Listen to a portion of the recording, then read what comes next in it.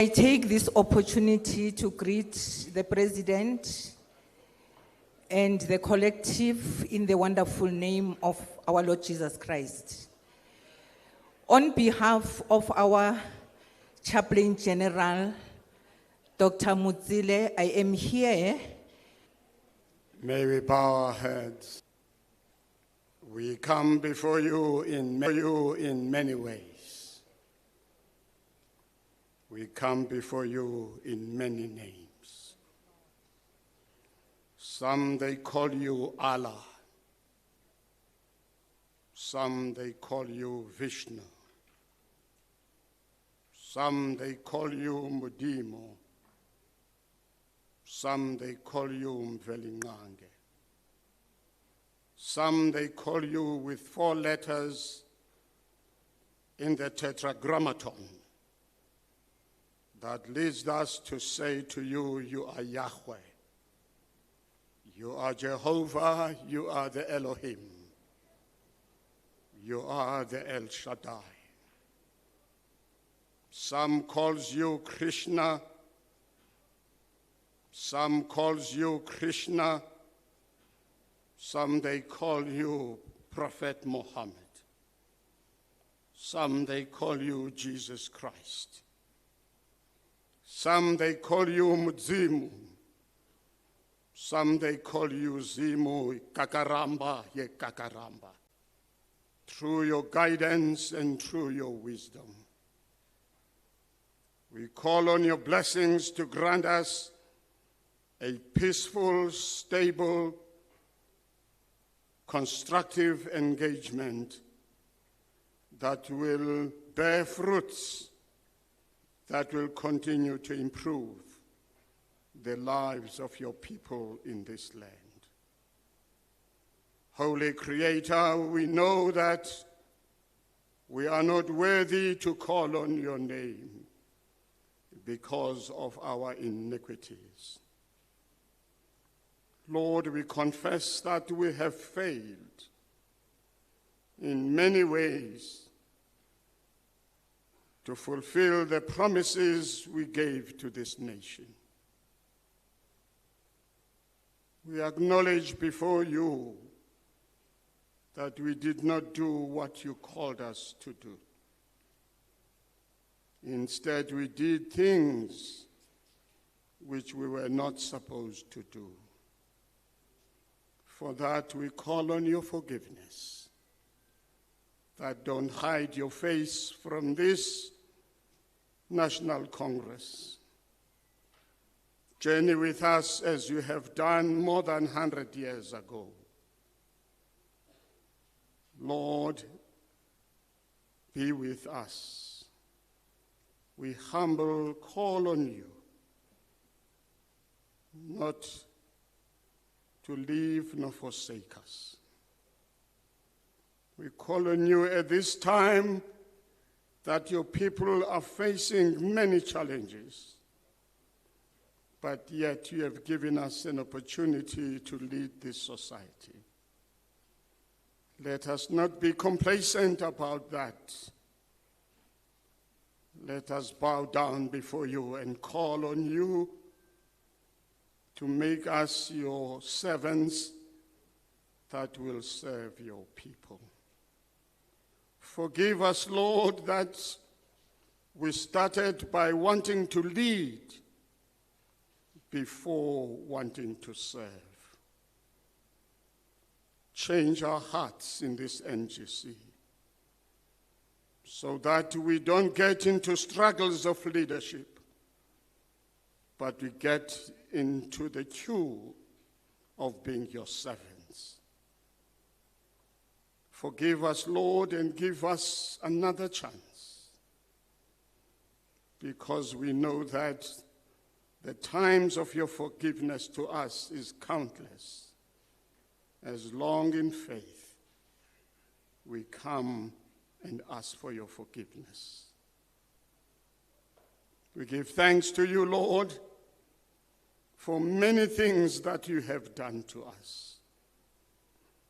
At the end of the 6th administration, You subjected this country in something that we will never forget. When for a period, this country was on a crossroad. When we did not know what will happen. But because of your miraculous acts of love and care for your people, you came once more and gave us this miracle that led to the establishment of the government of national unity. We give thanks to you because for that act, you stabilized this country. Thank you, Holy Creator. We give thanks to you for the elders of this movement, that some are with us and are here to share with us their experiences and to give us counsel as to how we move forward to continue to lead your people. We give thanks to you, Lord, that you have given us ability to be able to be noticed as a force to be reckoned with by the world. That we were able, Lord, to host the G20. That the whole world looked upon us. But yet again, you were with us. We give thanks to you, Lord. Thank you for that. We now intercede. We intercede for this leadership collective. This leadership especially led by this your servant Cyril Ramaphosa. We call upon you to give him perseverance, give him the ability to focus. He is not the first one to lead this movement. We have seen before. Make him to understand that not all will always agree with him. When Mafuguzela Dube led, there were those who did not agree with all what he did. When Sefako Makgato led, there were those who did not agree with everything he did. When Reverend Mahabane led, there were those who did not agree with him. When Josiah Gumede led, there were those who did not agree with him always. When Kuma led, there are those who still did not agree with him in everything. When Dr. Moroga led, there are those also did not agree with him, all things. When Father Chief Lutuli led, there were those who did not agree with him in everything. When Father Tambo led, there's still those, even in exile, they did not agree with him in all what he did. When Mandela led, there were still those who did not agree with him in all what he did. When Thabo Mbeki led, there's still those who did not agree with him when he led. When Zuma led, there are still those who did not agree with him when he led. Now is this young man before you who's leading this organization. He cannot expect that everybody will agree with him on what he does. We come before you, Lord, and say, here is this NGC. We are at the halfway of the mandate that your people gave this leadership. Be our God. We call upon you, Lord, that we pray for this national dialogue. That yes, indeed, it must happen, so that we hear the cries of your people and the lament of the nation as to what it is the country that would like to have.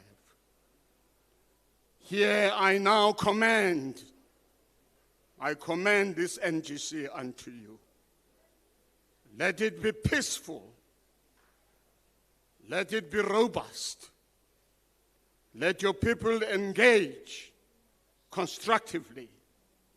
Let us experience the festival of ideas that will make this ANC to go stronger and stronger. We call on you to say shame to those who think that it has come to the end. But show them that you are the God who you did in 1912 at the altar in Bloemfontein, and you blessed this organization. But by so doing, make us to be humble and never to be complacent. As much as we know that we are not worthy of the chances that you give to us all the time, because your people are hungry, because your people are still experiencing inequalities, because your people are still unemployed, because your people are languishing in something that is not worthy of our promise. But come and be within this NGC. Lead it under the leadership of this leadership. And we pray that as we come before you in faith, indeed, you shall hear our prayers and be our God. We call on all these things in the name of the great and divine Creator, now and forevermore. Amen.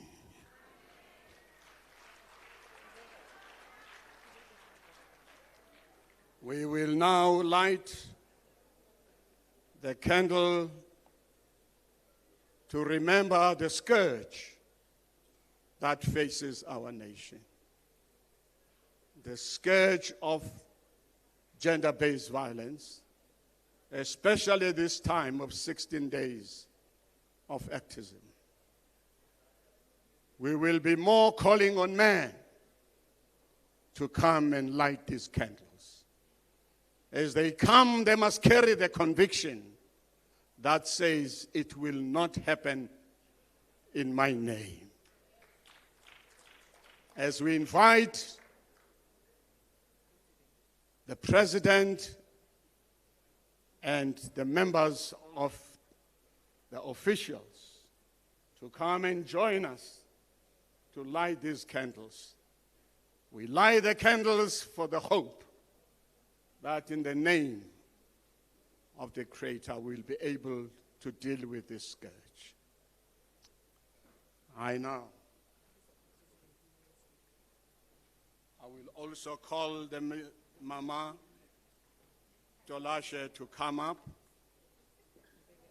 and we will participate in this ceremony.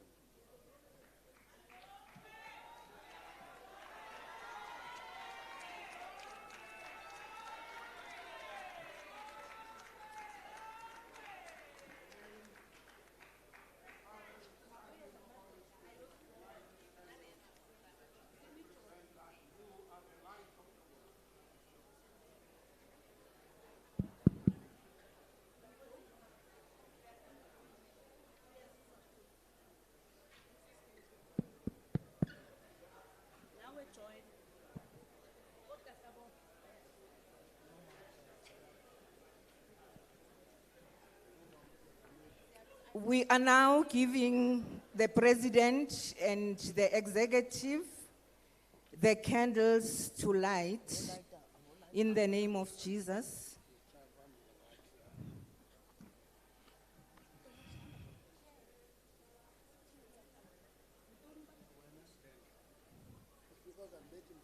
The President of the Women's League, Umama Utolashe, is also here. Our Deputy President, Utata Upol Mashatile, our Secretary General, Utata Umbalula, our TG, Umama Uramuhupa, Our first DSG, Umama Unomvula Mukwanyane. Our second DSG, Umama Uramuhupa, are also here. I also want to invite the president of the Veterans League to come forth, the president of the Youth League, and the secretary of the Youth League to come forth.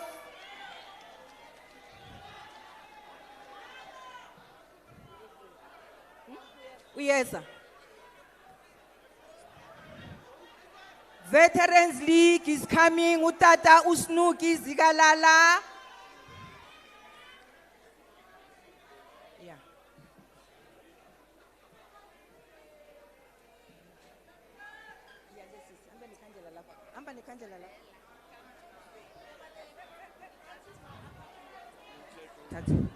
Thank you very much, the chaplain. Utata Usnuki Zigalala, the president of the Veterans League. Our president of the Youth League, Utatu Colin Malachi, can we have the SG of the African National Congress Women's League? Ungaba. Amen. Magabo balibongwe. The provincial chairpersons of the ANC. Can we please have the SG of the Veterans League? Amanda. Simbizile. Is the SG of the Youth League here? Siyamcela uphi? Oh, nanku. Tata.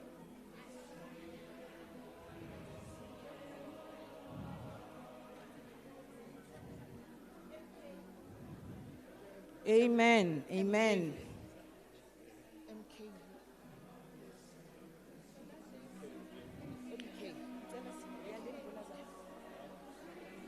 Can I proceed? SG, tell Mama what's in the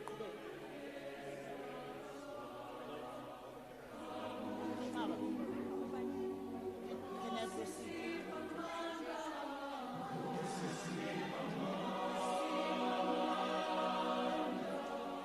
Okay, I'm being corrected here. We are requested to call the presidents of the African National Congress Women's League. Mabeze, all the 8 provinces, Malibongwe Women's League, Siani. Oh, the ANC, sorry. All the ANC chairpersons. I the Women's League, my daughter.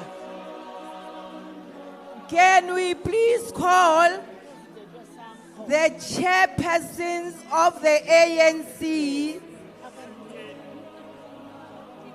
Sikela ukubiza umkhonto wesizwe wethu uze phambili.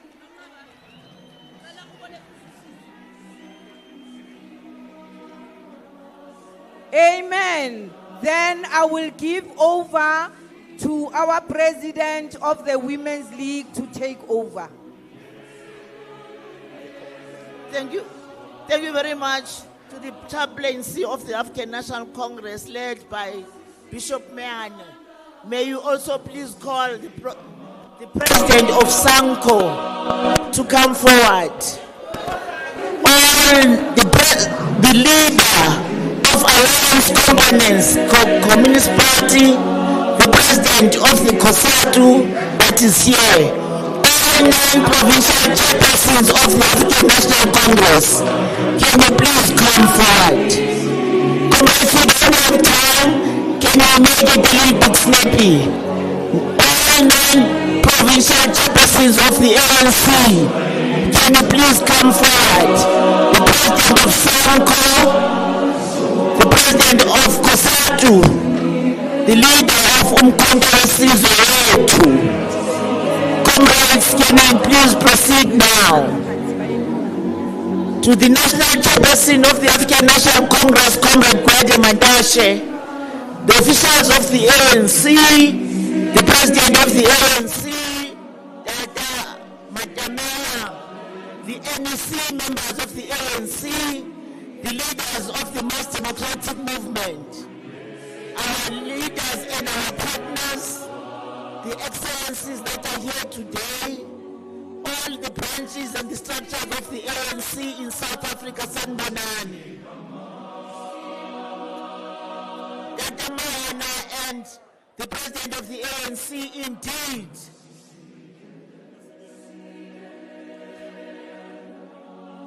Comrades, chairpersons, can you make it snappy, please?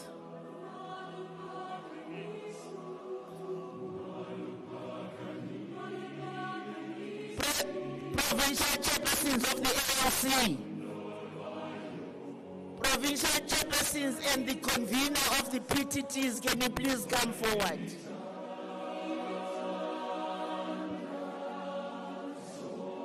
The president of SANCO, the leader of the Communist Party, umkhonto wesizwe wethu.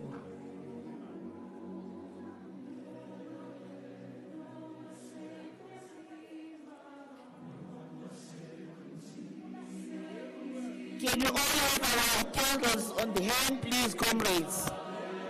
Can you make it snappy? And we're now proceeding, comrades. As I've greeted the national chairperson of the ANC, Comrade Gwede Mandashe, the chaplains of the African National Congress led by Bishop Meana, the MC of the ANC, the leader of the Alliance, the leaders of the mass democratic movement, the excellencies and our partners that are here today, distinguished guests, our structures, the ANC Women's League, the Youth League, all structures of our organization, the glorious movement that are here today, Sandaman. Indeed, comrades, gender-based violence and femicide is a war against women and children. And this is why we thank the President of the ANC and the Republic for classifying the gender-based violence femicide as a national disaster. Comrades, we give a round of applause to the President Cyril Ramaphosa to take this drastic step and declare the scourge. Comrades, a national disaster means that will be tasked for all of us as an organization and its partners to come up with programs for us to be able to do something in fronting and confronting gender-based violence. We, by the end of this National General Council, we will have committed everybody under the roof for all of us to go back and not only talk about gender-based violence and femicide, but do something drastic about it. Comrades, you are lighting these candles because we are committing our leadership here today to go back home and start from home to know that umfazi, umntwana, umama akabethwa. Sifukela namhlanje siqonde sazi siyokushumayela ukuthi it is a sin and a crime ukuphakamisa isandla kumama, kwintombazana, kumntwana oyintombazana. Comrades, sisono esingaxolelekileyo ukuzithathela ngendluzulu to rape omama, amantombazana nabantwana.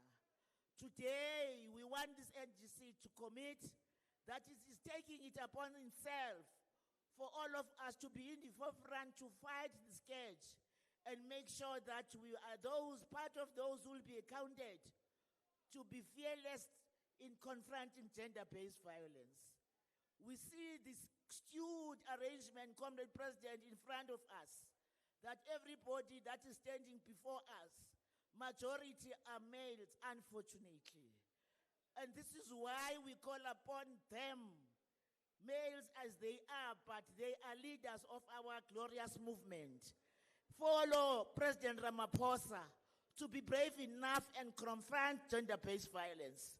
We've spoken about it, comrade, But now we are calling upon that our leaders in particular must do something about it. Comrades, we are not wanting to see it in papers. We want you to see you on the streets, in the villages, leading the forces that will be saying gender-based violence is a crime and therefore something must be done about it.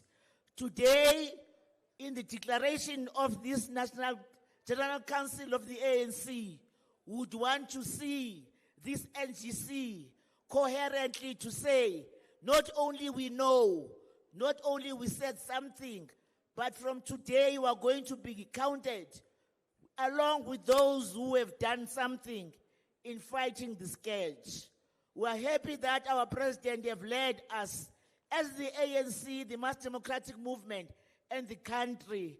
And now we are now expected to follow and make sure that we put in a contribution and a meaningful one. And that will make an impact in what we are facing, which is gender-based violence and femicide.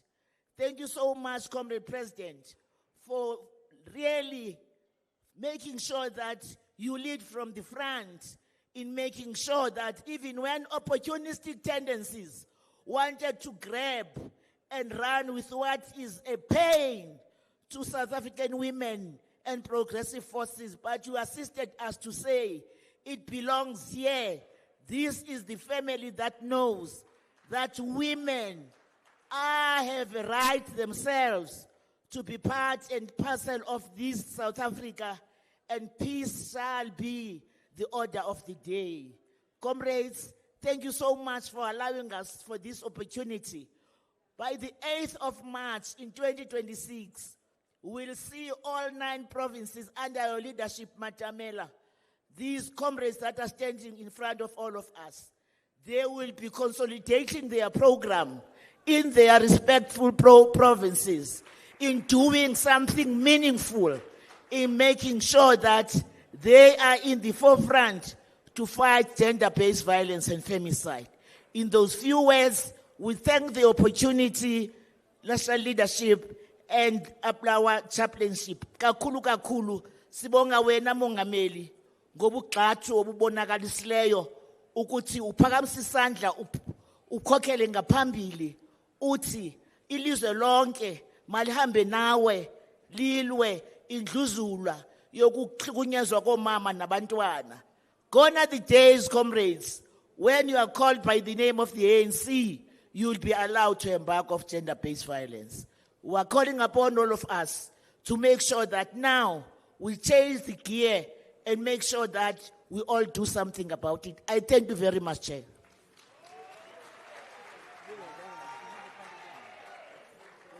Bona Yeswela kowe etokole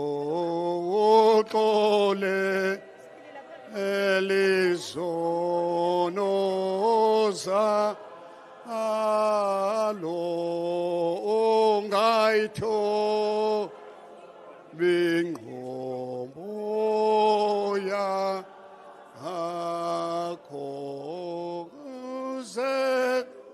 uze wose sapho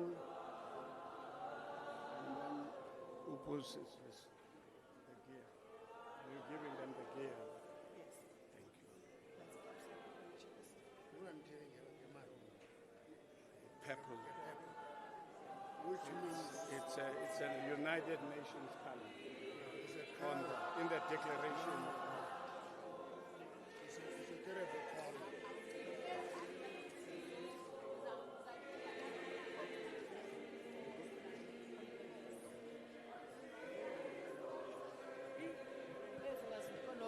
They are now being given the color that has been declared by the United Nations. Thank you very much.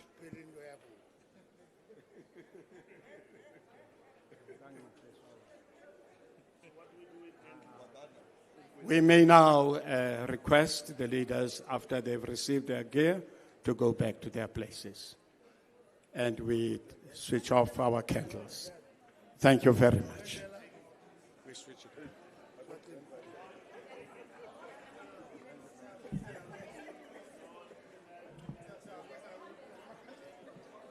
Molo. Molo. No.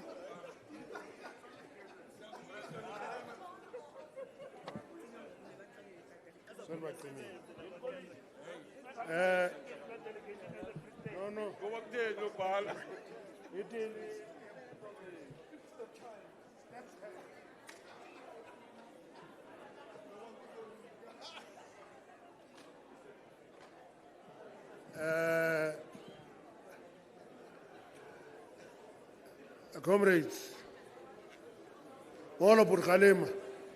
Aibo Molo. Molo por Khalima.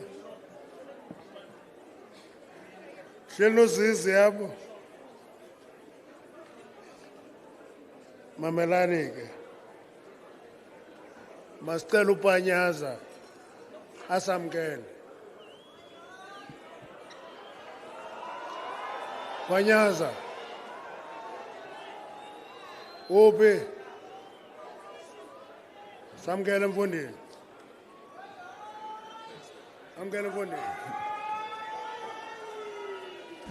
Amandla.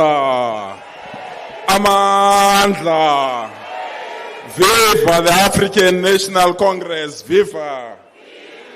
Long live the undying spirit of Comrade Rikwala. Long live.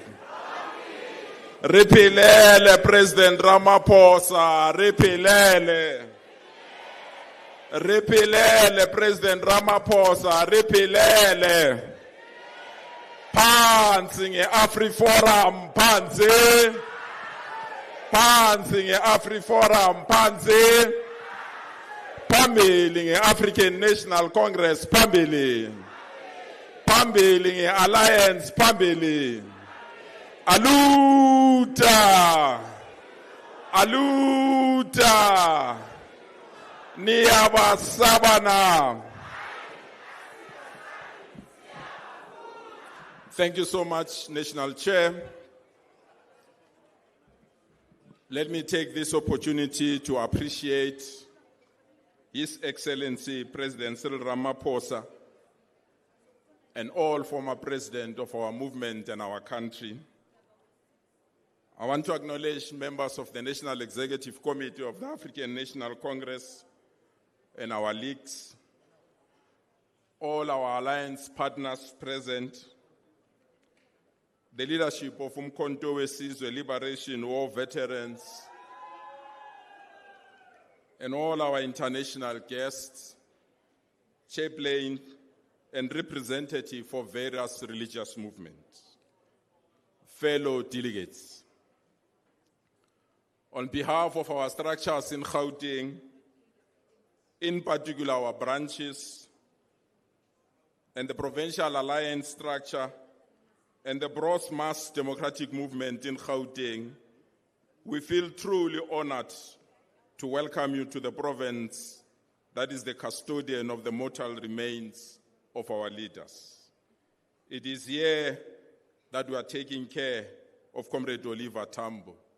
It is here that we are taking care of the remains of Comrade Chris Hani, Joe Slovo, Solomon Mahlangu, Walter Sisulu, Albertina Sisulu, Comrade Betha Towa, and many other leaders that have fallen.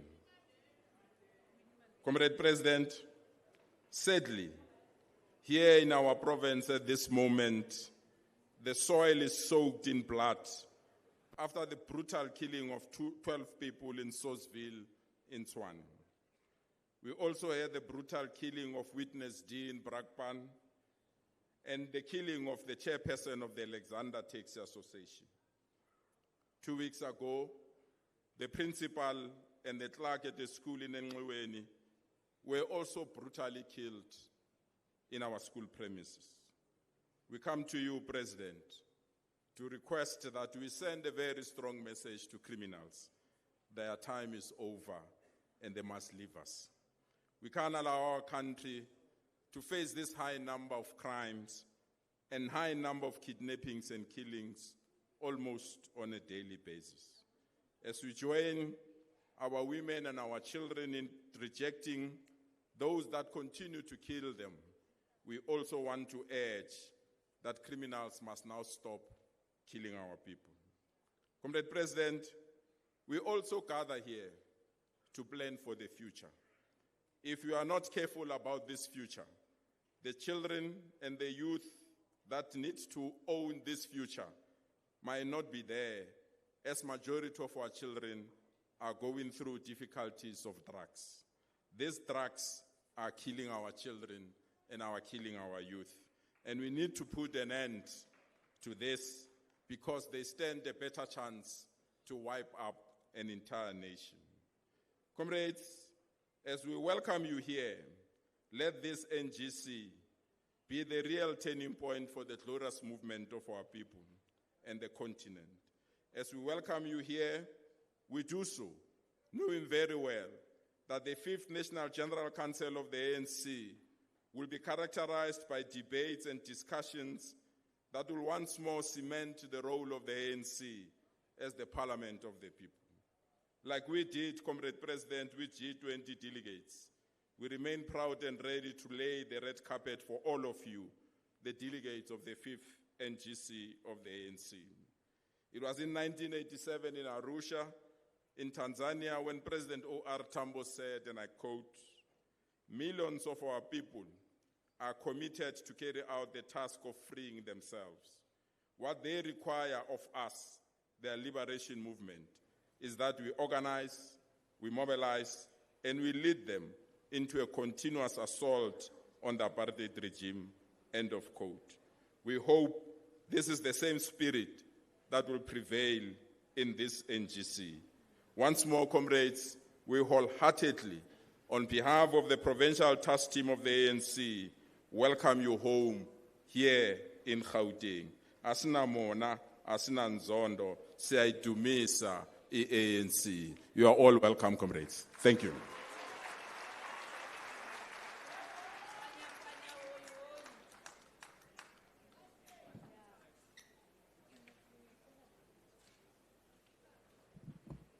Undiphoxile ke Panyaza.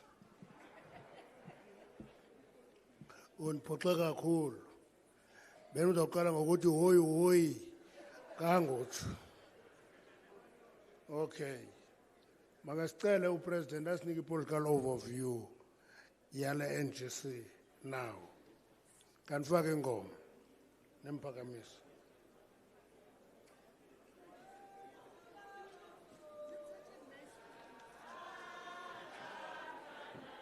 Yokala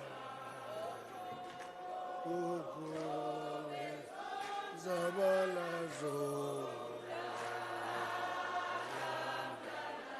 wakalwa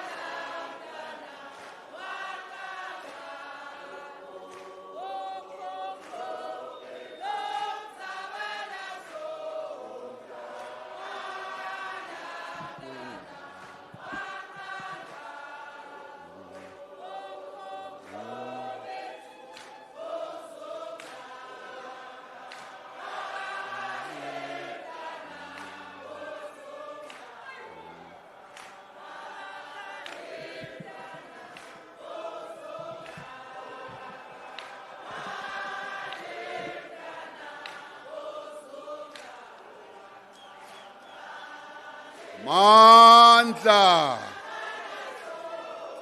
Amandla.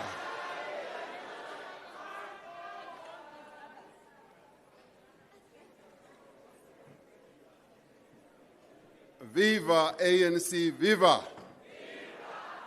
Viva ANC, viva. Viva COSATU, viva. Viva SACP, viva. Viva Sanko, viva. Malibongwe. Igama lamakhosikazi. Forward with the ANC Youth League, forward.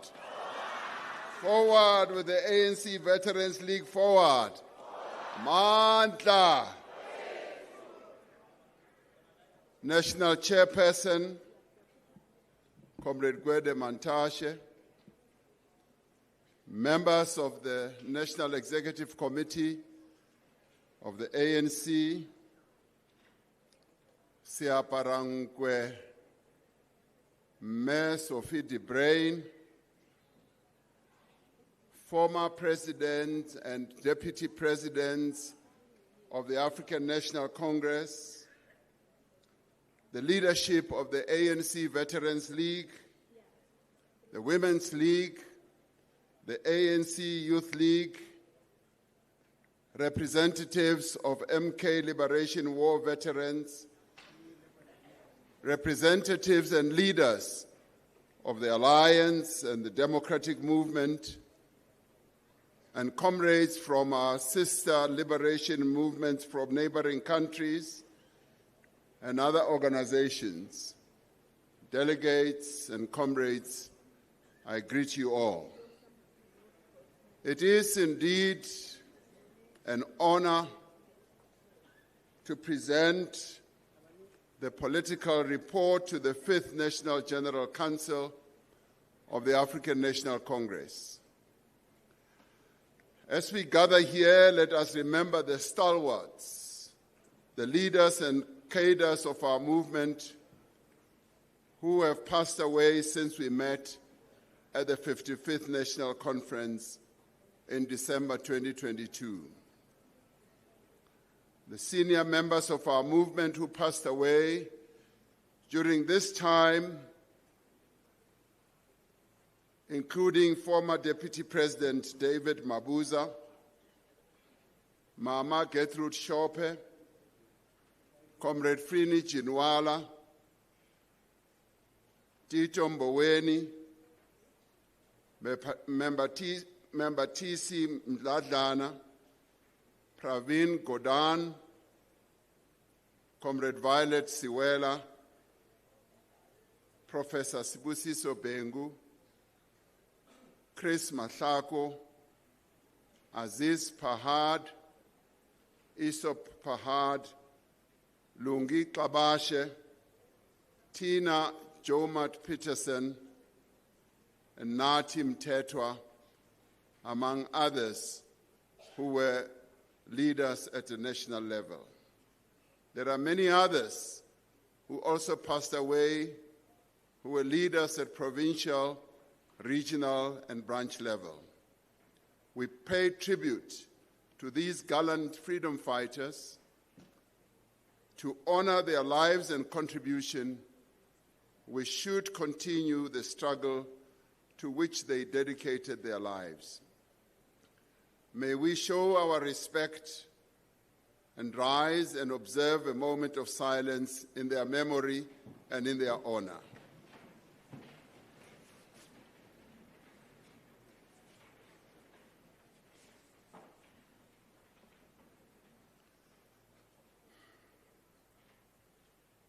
Thank you, comrades.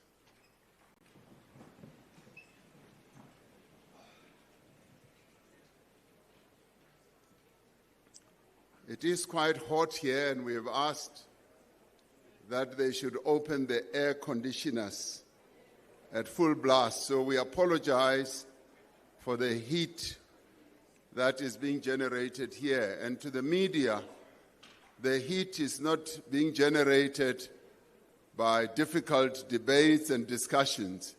It's just the inability of the air conditioners to work at full blast. Comrades, this year marks the 70th anniversary of the Freedom Charter, which declared that our country would not grow and our people would not prosper until all of us live in a united, non-racial, non-sexist, democratic, and prosperous South Africa. The fulfillment of the aspirations set out in the Freedom Charter remains the central objective of the National Democratic Revolution. The NEC declared on 8th January this year as the year of renewal to make the ANC a more effective instrument of the people to achieve the vision of the Freedom Charter, that the people shall govern, the people shall share in the country's wealth. The NGC-based document that will be presented here and will form a central part of our discussions to this NEG further summarizes the vision of the National Democratic Revolution correctly as being the creation of the National Democratic Society with the following attributes: a united, capable, and ethical developmental state based on the will of the people, regardless of race, sex, belief, language, ethnicity, or geography, incorporating representative, participatory, and deliberative elements so that the people shall govern. Another attribute is about improving quality of life for all through access to affordable, quality basic services, equal rights and human dignity, and broad opportunities for every citizen.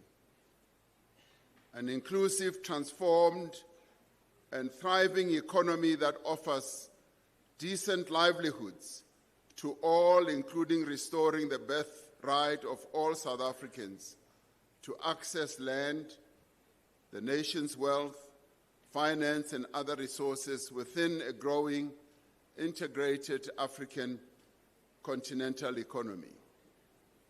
A nation with a common identity as an African country underpinned by non-racialism, non-sexism, unity in diversity, and a spirit of global human solidarity. Given the evolving terrain of struggle, one of the questions as delegates to this NGC we are asked to consider is whether the fundamental assumptions of the NDR still hold today. The historical theory of change that has guided our movement now faces new and complex realities. Understanding the implications of these complex realities is fundamental to repositioning the African National Congress and the broader alliance within the ongoing struggle for fundamental transformation. The balance of forces is always in motion, shifting both locally and globally. Equally, the strategic and ideological cohesion of the alliance is now in question. The path forward demands ideological clarity, political discipline, foresight, firmness of principle, and tactical agility within the context of a renewed strategic posture capable of guiding the next phase of the NDR. During this NGC, delegates are called upon to firstly reflect on the 30 years of democracy, and secondly, to assess the balance of forces and the current conjuncture. Thirdly, to characterize the nature of the crises we face and the implications for the NDR.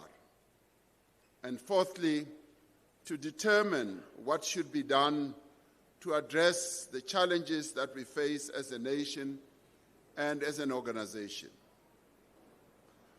We are also required, comrades, to use the opportunity of this NGC to evaluate the extent to which the ANC has succeeded in implementing the decisions of the 55th National Conference, and in the course of our deliberations, we should examine how our policies and programs must be recalibrated and adjusted to better serve the people of our country. More importantly, the theme of our NGC asks delegates to interrogate how the ANC must be united, how it should be strengthened and renewed to respond to the challenges and opportunities of our time. In the declaration of the 55th National Conference, we said conference rises with determination to implement the immediate program of renewal, which demonstrates that the ANC, by its actions, can be trusted to put the improvement of the conditions of life of all the people of our country at the center of all its actions.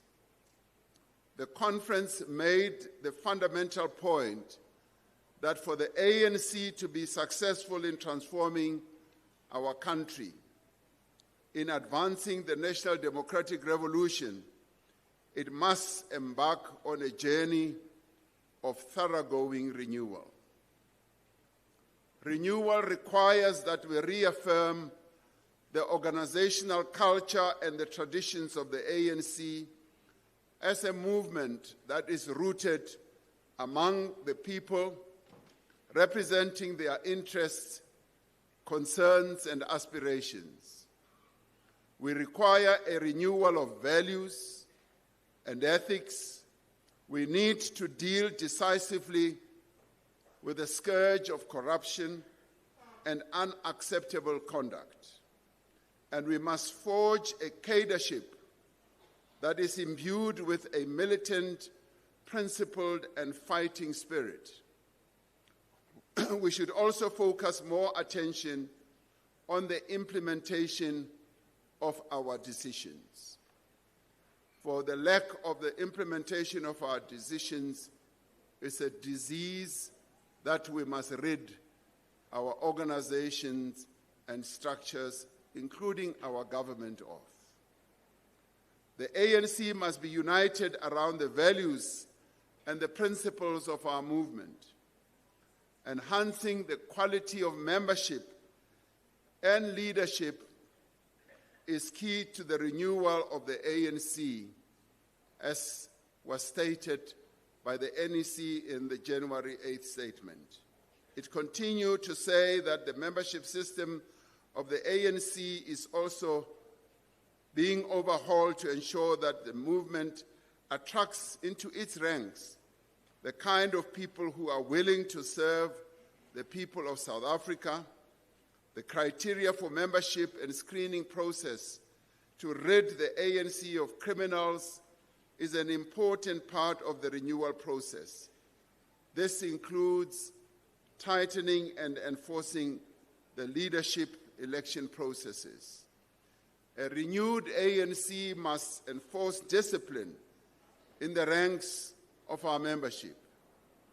As renewal gains momentum, those whose conduct conflicts with our values and principles, the criminals, the corrupt, the careerists, extortionists, and factionalists, and those who actively work against the organization should find themselves outside of the African National Congress.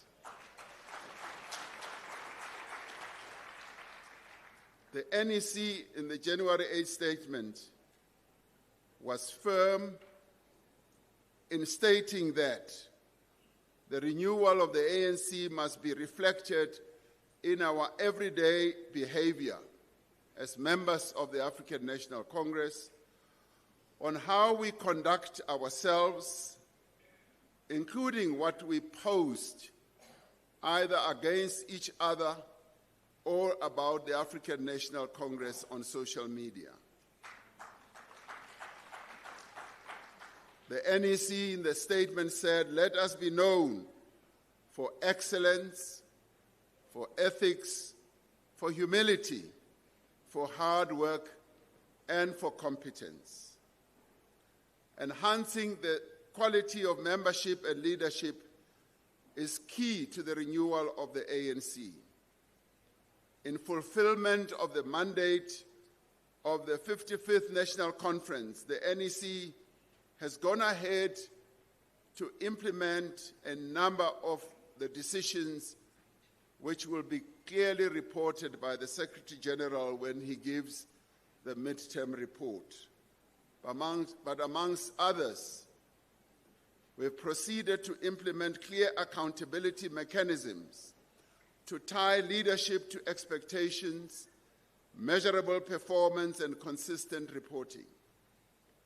To foster a culture of ethics and integrity, the NEC has continued to strengthen the terms of reference of the Integrity Commission and introduced a compulsory course on ethics and integrity in the political education curriculum. The O.R. Tambo School of Leadership continues to effectively implement conference decisions on enhancing and deepening and broadening political education in the ANC. We should applaud the leadership of the O.R. Tambo Leadership School. The membership system was overhauled to ensure that the movement attracts into its ranks the kind of people who are willing to serve the people of South Africa. Much more work needs to be done to ensure that we attract those people who are ethical and who are prepared to serve the people of our country. As we noted in the January 8th statement, we have said that the central issue that we need to focus on is to ensure that all ANC structures must be grounded in the communities where they are located. The conference took resolutions on how to strengthen ANC branches to be more grounded amongst our people and to develop programs of action to respond to community concerns and better serve our people. Recruitment, induction, and cadre development are fundamental components of renewal. The ANC must not only draw into its ranks the best and most advanced within society, but as we are doing with the OR School of Leadership, must actively strengthen political education. At the same time, every ANC member bears a personal responsibility to develop their own understanding of the policies and programs of their movement.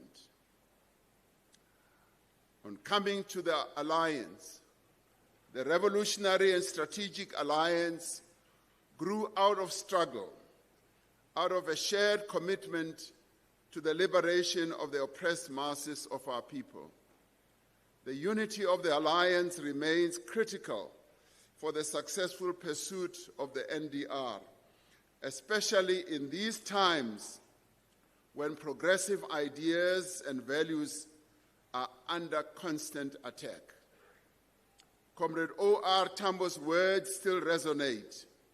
Ours is not merely a paper alliance created at conference tables. Our alliance is a living organism that has grown out of struggle. Close quotes. The 55th National Conference directed the NEC to conclude discussions with our alliance partners on the issue of reconfiguration of the alliance. This year, we joined our alliance partner in celebrating the 40th anniversary of COSATU, which has carried forward the tradition of militant trade unionism throughout its existence. And they celebrated their 40th anniversary just a few days ago. And we say, forward with COSATU, forward. Forward with the workers of South Africa, forward. We pledge as the ANC to stand side by side with COSATU and its various unions to protect and advance the interests of the workers of South Africa.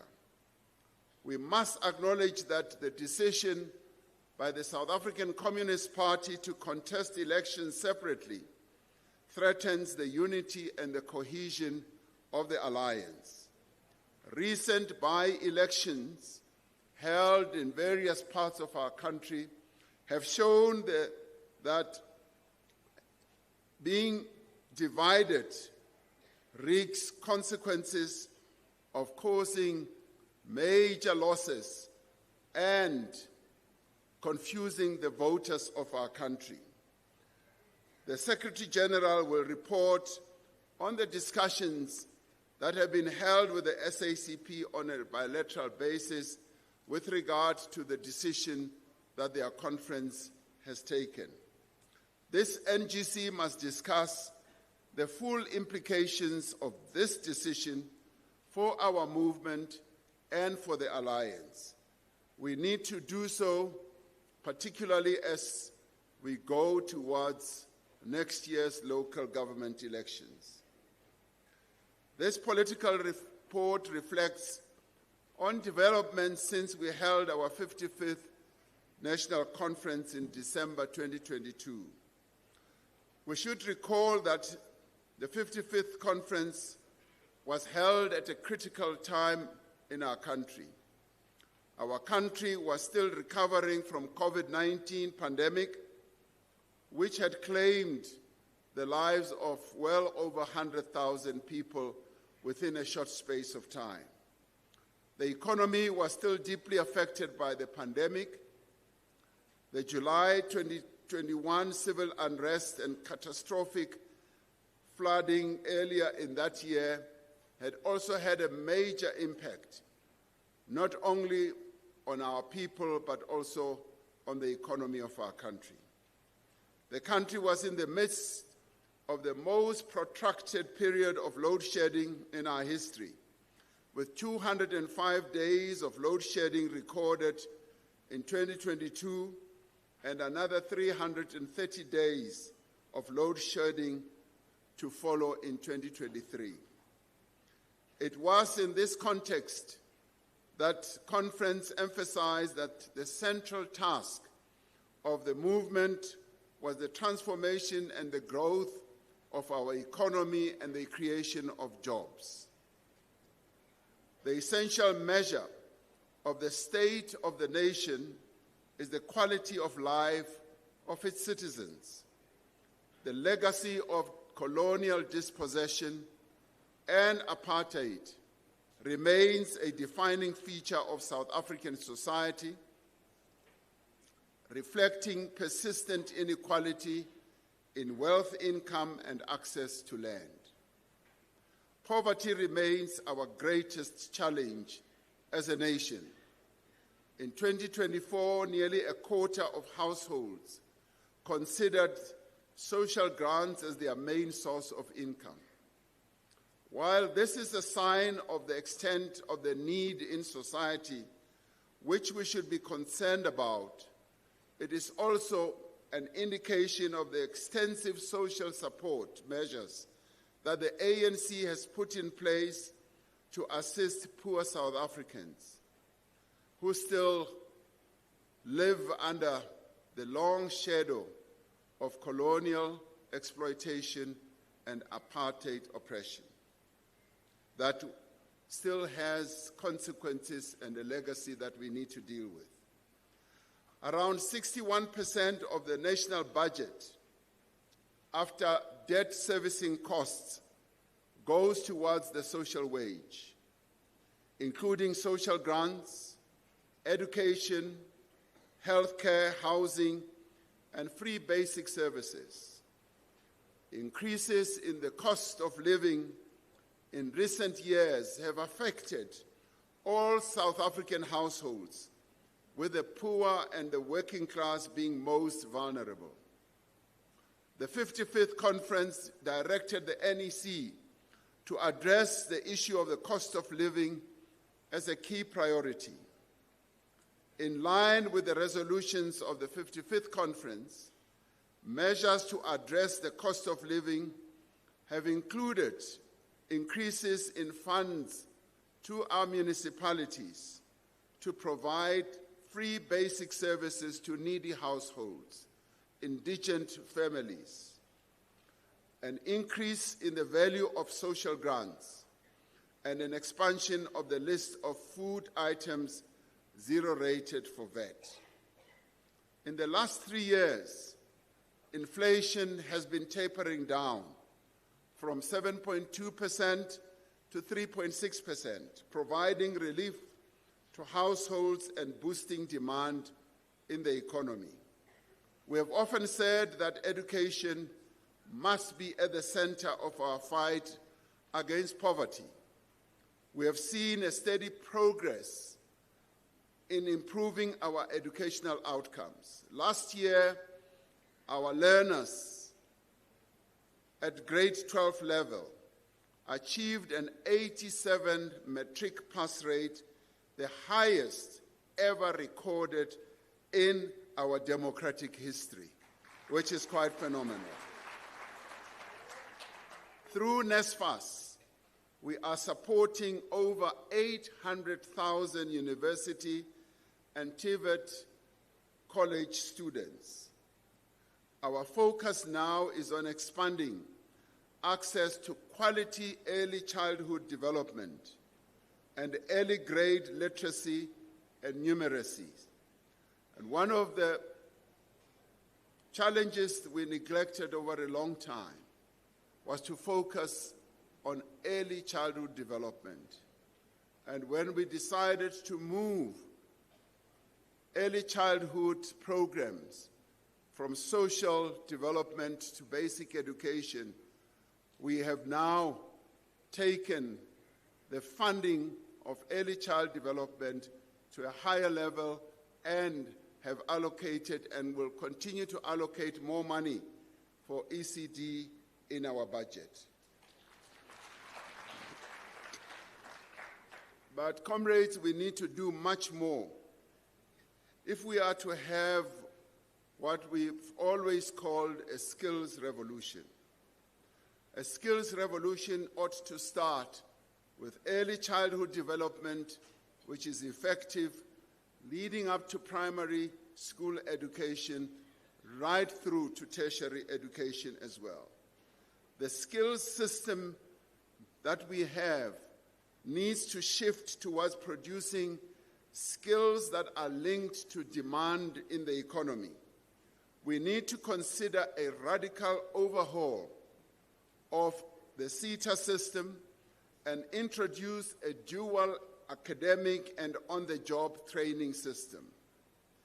The money that is allocated from the skills development levy needs to be used effectively to make sure that the skills that we develop are clearly linked to what the economy of our country needs.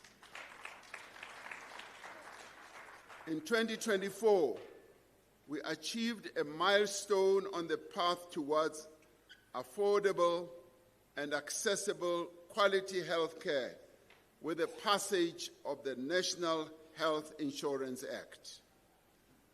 Once implemented, the NHI will ensure that all people have equal access to health care regardless of their ability to pay.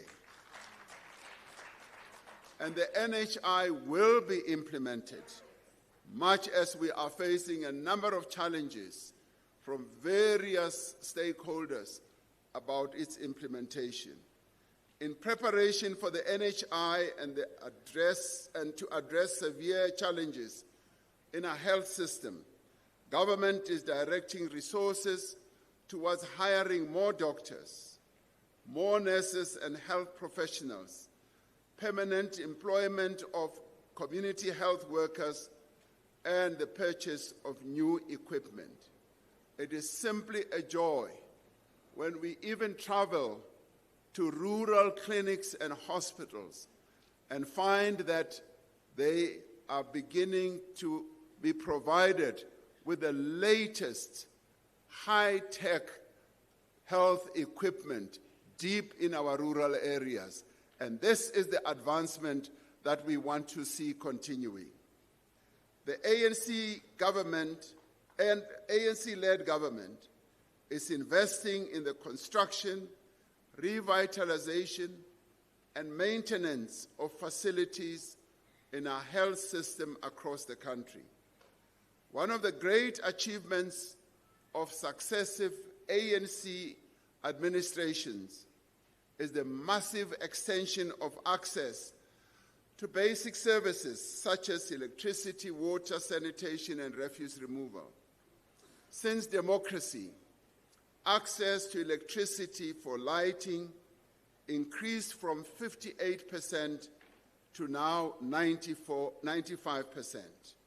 This is a phenomenal achievement we should be pleased with. Access to piped water inside houses or yards increased from 61 to over 82%. In just over the last decade, the percentage of households in formal dwellings increased from 65% to 88%. This was in a period when the total number of households in the country grew by 3.4%, a million rather. However, many communities continue to experience problems with reliability and the quality of the services, basic services. The number of households experiencing water and electricity interruptions has increased significantly in recent years. Much of the decline is due to the weaknesses in local government, including governance lapses, poor financial management, inadequate infrastructure, maintenance, and the lack of skills. Work is underway to strengthen our municipalities to improve the delivery of basic services. When speaking about cohesion and national unity, this is central to the historic mission of the African National Congress to solve the national question by uniting the people of our country and building a sovereign South African nation. The ANC has successfully embedded these principles within our democratic constitutional order. The sense of shared nationhood is well established among South Africans of all races. However, some in our society still adhere to notions of racial superiority and seek to maintain racial privilege. The vehement opposition by some groups to our policies of transformation and redress conveniently align with wider notions of white supremacy and white victimhood fed by false claims of the persecution of white Afrikaners in our country. The propaganda of these false claims has real implications for our sovereignty, international relations, and national security. It is essential that we counter this narrative and defeat this agenda through direct and frank engagement, mobilizing broad support for the South African vision of non-racialism, reconciliation, and transformation. And this is a campaign that needs to be launched not only in our country, but globally as well, particularly to address the false notions that some globally are perpetrating about what is happening in South Africa.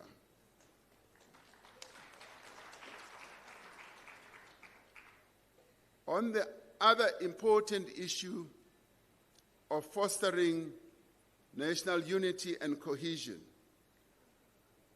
As a country, we have a long tradition of coming together at moments of crisis to find common ground and solutions. As South Africa confronts the challenges of the moment, an inclusive national dialogue has been convened in response to calls from across society. The national dialogue provides an opportunity for all South Africans to address our challenges, to define a shared vision and forge a path into the future. The first national convention, which was held in August of this year and was attended by over 1,000 delegates from more than 400 organizations, set the agenda and outlined the roadmap for the national dialogue. The Eminent Persons Group, who are the champions and guarantors of the dialogue's integrity, have received inputs and nominations from civil society and are finalizing the governance structures, the operational structures and processes that will guide the national processes. In the coming year, thousands of public dialogues will take place in wards of our country. The national dialogue should produce a social compact that is widely inclusive, that has broad support in society, and that will guide the country forward along a common path. On the issue of governance, elections, and accountability, our country held its 7th election on the 29th of May 2024. The election reaffirmed that democracy is entrenched, it is robust, and it is enduring in South Africa. This was the most contested election in 30 years of our democracy, with a proliferation of parties and, for the first time, independent candidates. However, it was a severe strategic setback for the African National Congress. We received only 40% of the national vote. This was the first time since the advent of democracy that our share of the vote was less than 50%. While the ANC remains the most supported party, with almost twice as many votes as the next party, we suffered our greatest drop in support since 1994.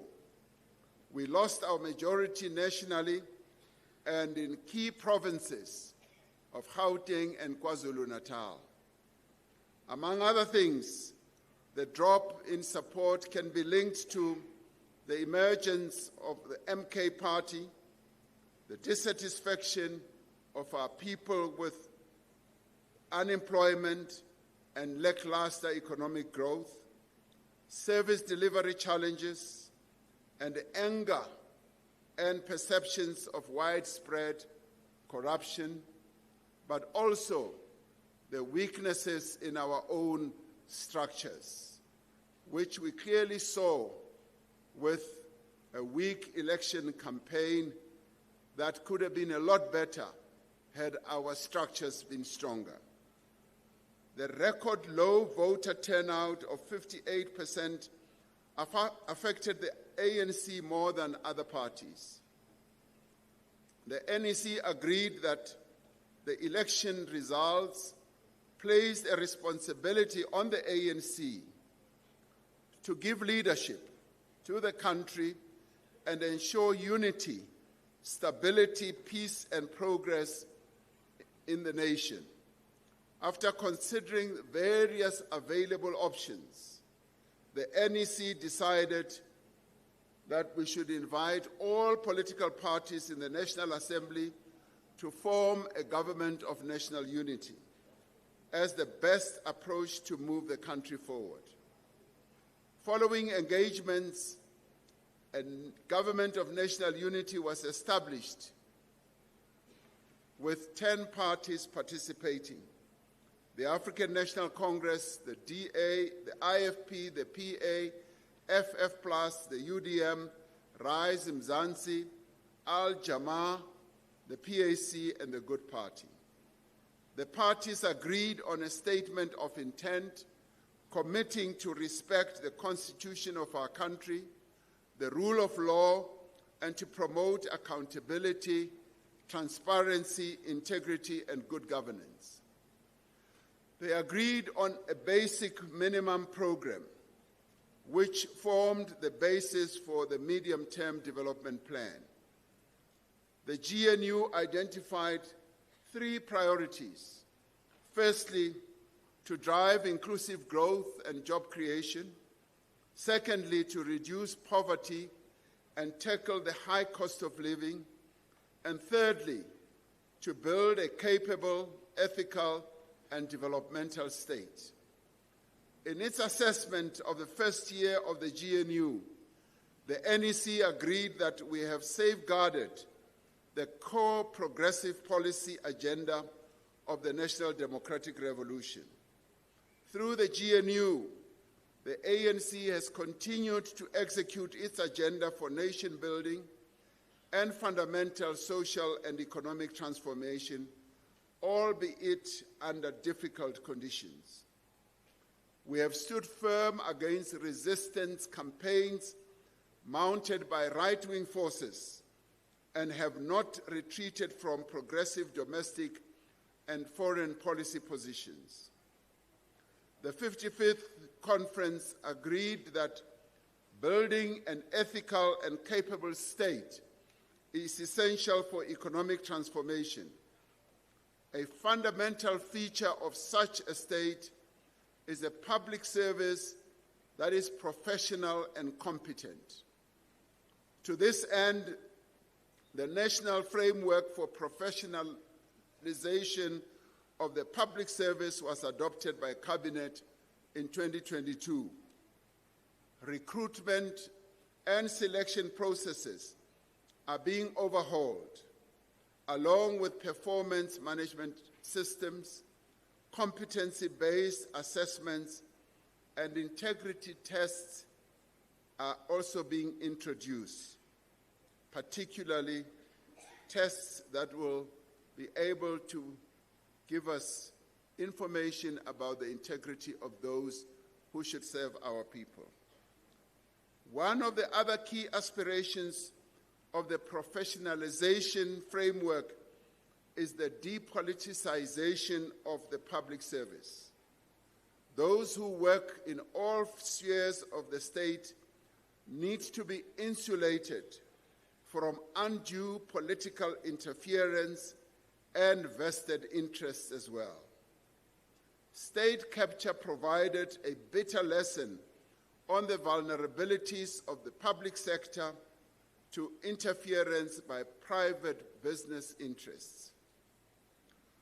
Our conference resolved to strengthen local government by addressing political and administrative instability, improving service delivery, and strengthening accountability and financial sustainability as well. Many cities and towns across our country are failing to deliver basic services, creating serious challenges for the residents, for businesses, and for public facilities such as schools, clinics, and hospitals due to the lack of proper basic services delivery. Government has therefore initiated comprehensive reform of the local government system, including the review of the White Paper on Local Government and Local Government Fiscal Framework. The Presidency is providing targeted intervention and support in struggling municipalities, starting with eThekwini and Johannesburg. Working groups in both these metro cities have brought together mayors, senior government officials from all government spheres, business, and civil society to tackle urgent problems. The district development model continues to enhance efficiency by having the 3 spheres of government, including other key stakeholders, aligning planning, budgeting, and implementation to reduce fragmentation, duplication, and wastage.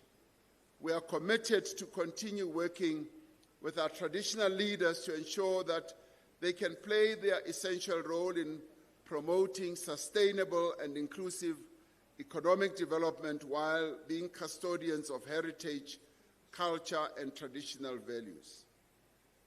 To address widespread misconduct and corruption, the public procurement system needs substantive reform. The Auditor General reports that much of the corruption that they unravel in their report is embedded in our procurement system. National Treasury is preparing for implementation of the Public Procurement Act, which will introduce a new framework and establish a public procurement office. We need to ensure that procurement is used as an instrument to build Black and women-owned companies that produce the products and provide services that government needs.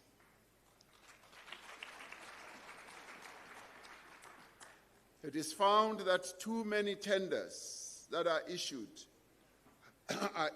to middlemen or middlewomen who do not have the relevant competence to provide services and products as well. This is a waste of public funds. It encourages corruption and does not advance real economic empowerment. One practice that has weakened the state is the practice of outsourcing functions that should be performed by government departments and public bodies. The effect of this is that public institutions no longer have the skills and the capabilities that they need because they outsource many of the functions that should be performed and conducted by a capable state. We need to get rid of outsourcing of simple and straightforward functions in our government system. Outsourcing opens the door to corruption, with many cases of tender manipulation, bribery, overpricing, and the use of front companies. But it also makes those who work for those entities that we outsource to be vulnerable, because their job situation is always tied to the tenders that those companies or entities receive. Once the tender comes to an end, they become unemployed. We therefore need to give dignity to our people by making sure that they gather good skills and they have permanence in their employment through our work in the public sector. The ANC should act to end the practice of outsourcing core functions of the state. The capacity of the state to perform these functions needs to be rebuilt. The 55th conference observed that South Africa needs rapid, inclusive growth to create jobs. After more than 15 years of low economic growth, we are now beginning to see the signs of a turning point. Much as some, even within our ranks, say this is a delusion, it isn't a delusion. The most recent projections from the National Treasury show that we can achieve much higher growth over the next 5 years if we implement our policy commitments. Our experience shows that when our economy grows, jobs are also created. In the first 15 years of democracy, when our economy grew at above 3% a year, employment rose and poverty fell. In the second 15 years, when growth fell to 1%, unemployment and poverty rose. We have therefore undertaken a strategy to achieve higher levels of inclusive growth through accelerated infrastructure investment, forward-looking industrial policies, improved service delivery, land redistribution, transformative spatial planning, Black economic empowerment, and supportive macroeconomic policies. As the ANC, we have been clear that growth must be inclusive. It must drive radical social and economic transformation through redistribution of wealth and opportunity. It must support empowerment of Black South Africans and women. In the face of a concerted campaign to push back broad-based Black economic empowerment, the ANC has remained steadfast in defense of the constitutional imperative to redress the imbalances of the past and to pass legislation that will redress those imbalances, thus enhancing the empowerment of our people as a whole. One of the most pressing challenges that we face in our country is youth unemployment. Approximately 3.5 million out of the 10 million people, young people aged 15 and 24 are not in employment, in education or training. Since October 2020, the Presidential Youth Employment Intervention and the Presidential Employment Stimulus have created earning opportunities for more than 2 million participants. The Basic Education Employment Initiative has brought young teacher assistants into almost 25,000 of our schools and been able to create 1 million job opportunities for young people as school assistants. This has been a phenomenal program that has covered the schools of our country right across. The SA Youth Mobi platform that was launched in 2020 now has over 5 million registered young people. The platform is an online network that connects unemployed young people with jobs, with learnership and training by matching them with local opportunities and support. 70% of opportunities on the platform have been accessed by young Black African women. Around 65% live in households where at least one member receives a social grant. The Youth Employment Service, a joint initiative of government and business, has provided 200,000 young people with year-long work experience opportunities, making it the largest corporate-funded youth jobs program in the world. The 55th conference reaffirmed that industrial policy must be a leading instrument of economic development and transformation. South African manufacturing is under pressure at the moment from rising electricity prices and logistical challenges. For industrial policy to succeed, it must be forward-looking, positioning diverse industries to succeed in an increasingly digitized and decarbonized world economy. We need to be bold in developing new industries like battery storage, renewable energy components, and electric vehicle production. South Africa has among the best solar, and wind resources in the world, with the Northern Cape being said to have the best radiation of all countries in the world.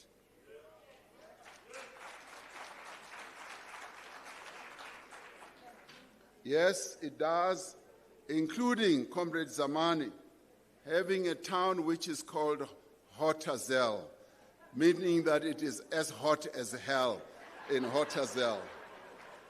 But what is pleasing with this is that we are utilizing this natural resource to attract investments.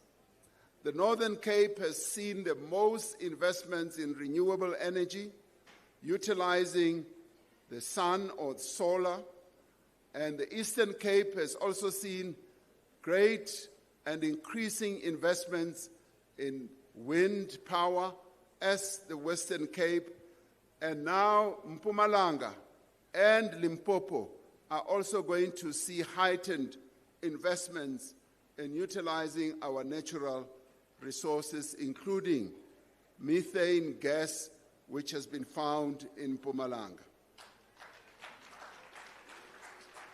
Well over 100 billion rand has been invested in renewable energy projects in the Northern Cape.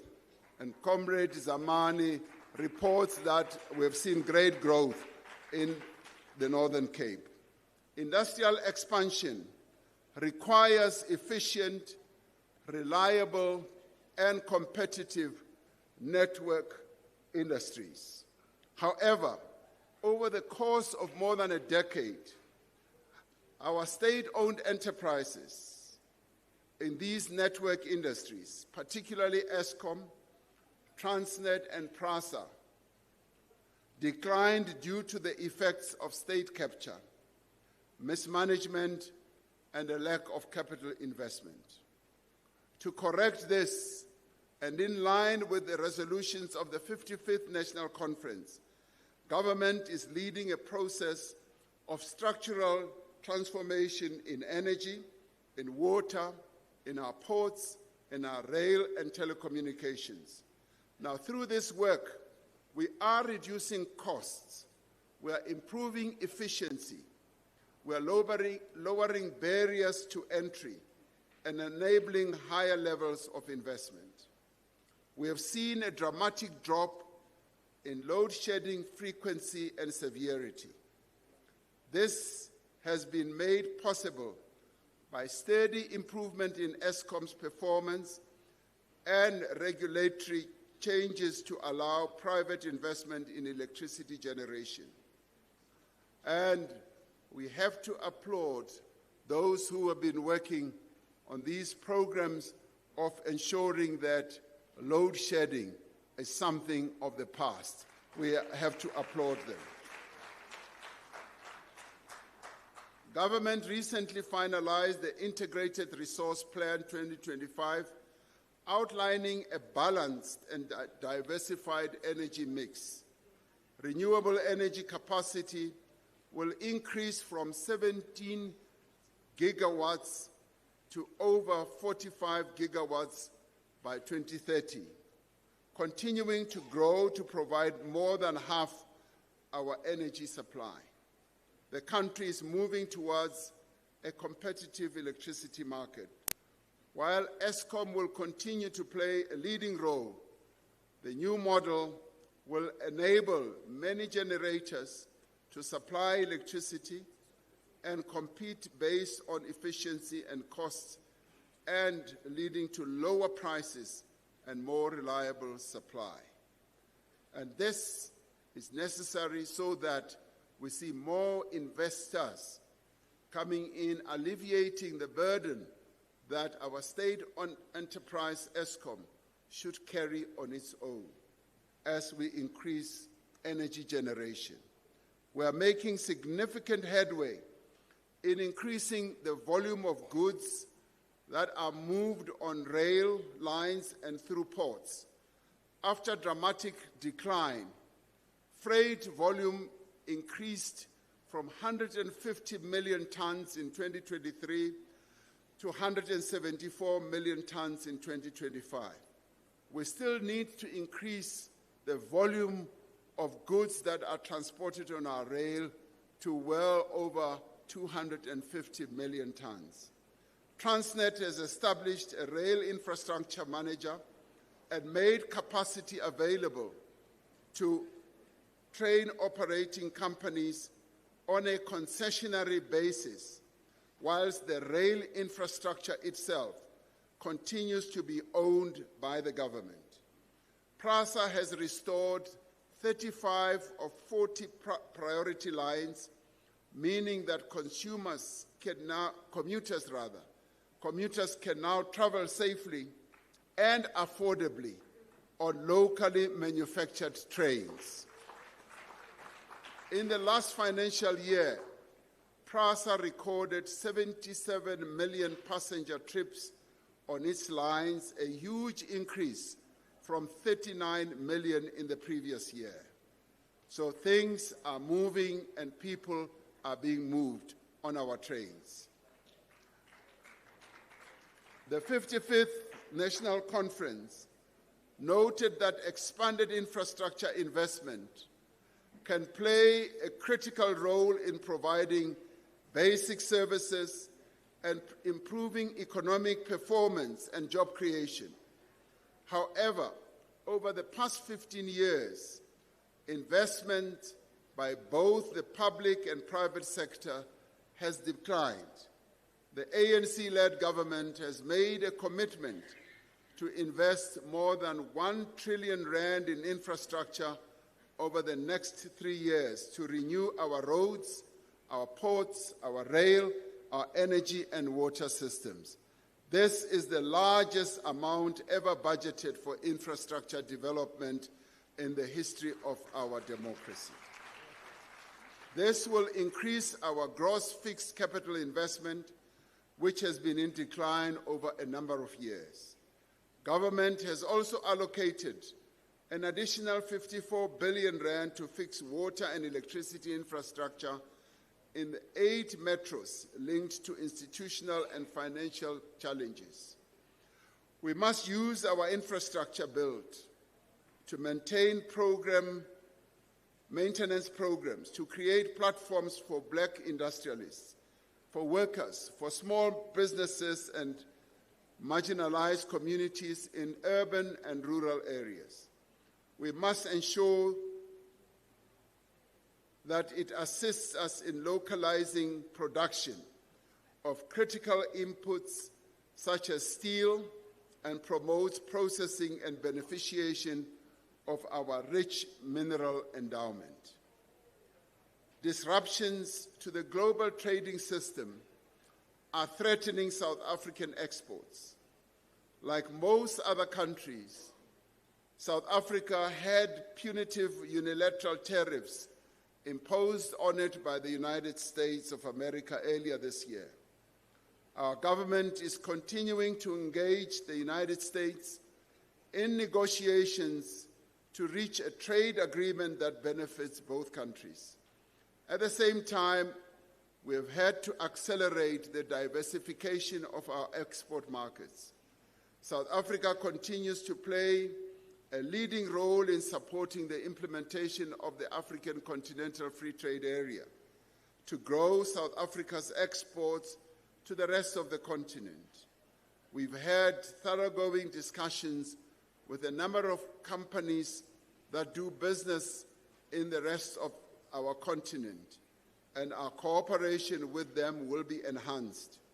While we strengthen the resilience of our export industries, we need to continue to advocate for an international trade regime that is fair, equitable, and rules-based.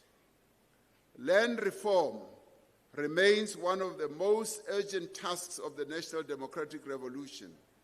Some economists estimate that almost 25% of all land previously owned by white landowners has been restored, redistributed, and moved to state ownership.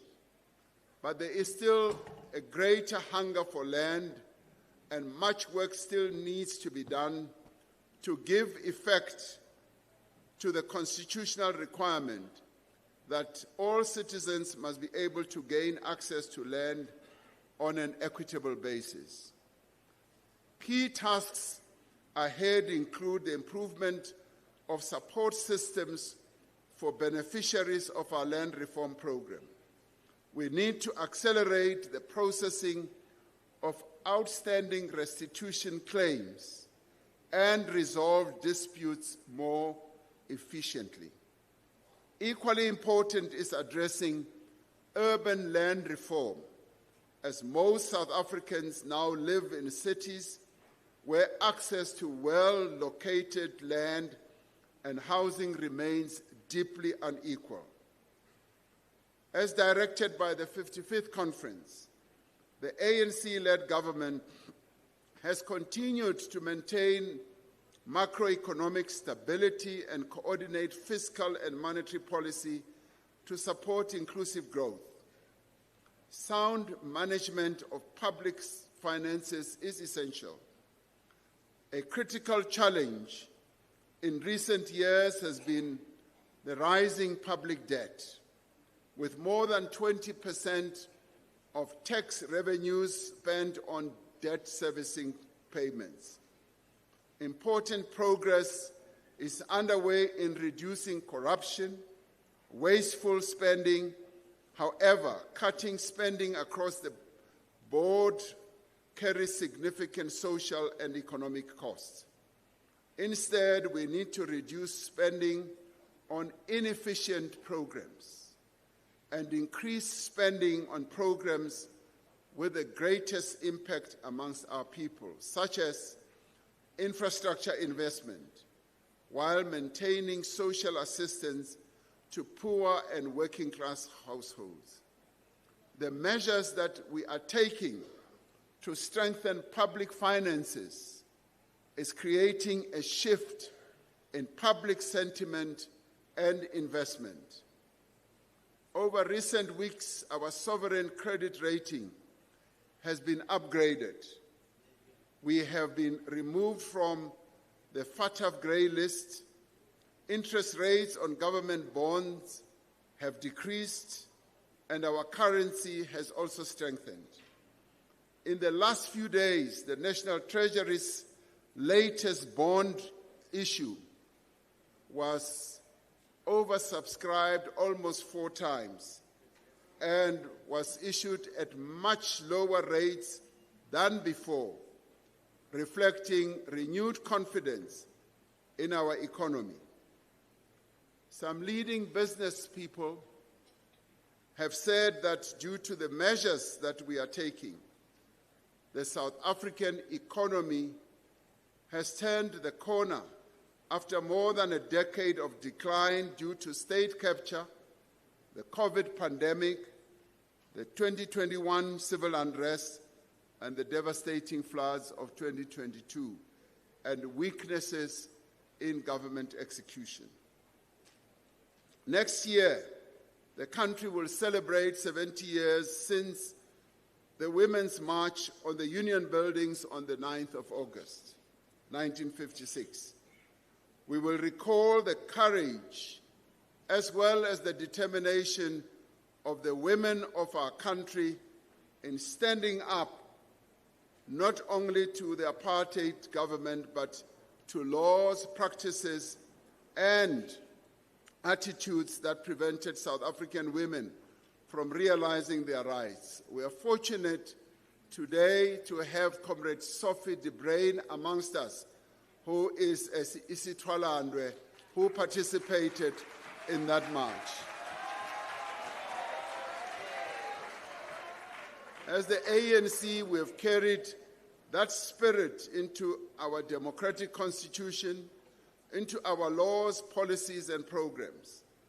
This year, the world marked the 30th anniversary of the Beijing Platform for Action on Women's Rights and Gender Equality. This landmark development has had a profound impact on our own country's efforts to advance the position of women in society. Today, South Africa ranks second. I repeat this.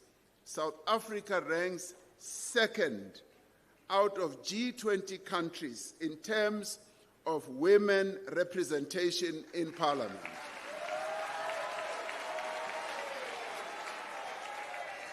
Over a quarter of top managers in the private sector are now women, and just under half of senior managers in national government departments are women.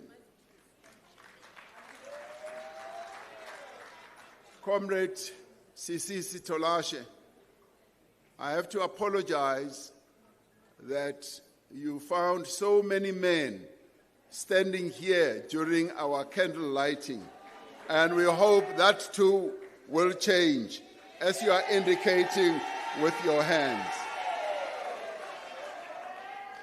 As we all know, we have made tremendous progress since our 48th conference that was held in 1991 with regard to the empowerment of women as the African National Congress.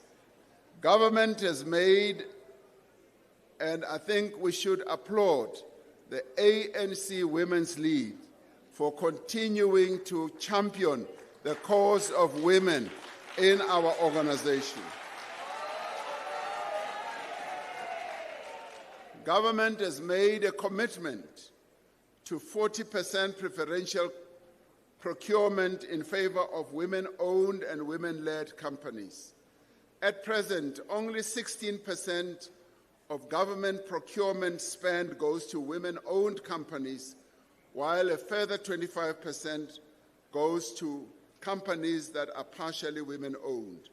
We will increase this. This demonstrates clear progress in advancing the position of women in the economy of our country and in public life since the advent of democracy. However, it also shows that we have much further to go until we acquire and achieve gender equality. We are at the midpoint of implementing the National Strategic Plan on Gender-Based Violence and Femicide. Yet violence against women and children continues unabated. While we can point to progress in responding to instances of gender-based violence, our greatest challenge is prevention. On the 20th of November this year, government classified gender-based violence and femicide as a national disaster. This classification will support implementation of the National Strategic Plan through stronger governance, funding, communication, and coordination. Our efforts to prevent gender-based violence need to be intensified massively. It also needs to be scaled up and include all sectors of society. And in this regard as well, I would like to applaud the ANC Women's League for the leadership of our country in gender-based violence prevention.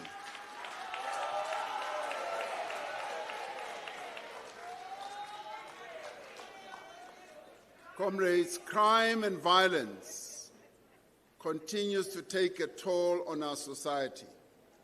Apart from the human cost, crime impedes social development and inclusive economic growth. Police continue working with our other law enforcement agencies to dismantle organized crime syndicates and combat financial and violent crimes. Initiatives such as Operation Shanela have had great success in arresting suspects, recovering firearms, seizing stolen vehicles. The South African Police Service has increased its intake of new personnel, including into units like public order policing and detective services. While the country has recorded a decline in some crime categories, we have seen a rise in extortion, kidnapping, and illegal mining. In response, the establishment of a multidisciplinary economic infrastructure task team in 20 hotspots has led to several breakthroughs. Involvement and mobilization of communities is critical to the fight against crime. Significant effort and resources have been directed towards reviving community policing forums. ANC branches must be integrally involved in strengthening CPFs and mobilizing communities in crime-fighting campaigns. As we work to rebuild our criminal justice system, we need to act when reports emerge and allegations are made that threaten and undermine the stability and effectiveness of these institutions. In August this year, we established a commission of inquiry headed by Justice Madlanga to investigate allegations about collusion of police and political figures in criminal activity. At the same time, our National Assembly established an ad hoc committee to probe the same allegations.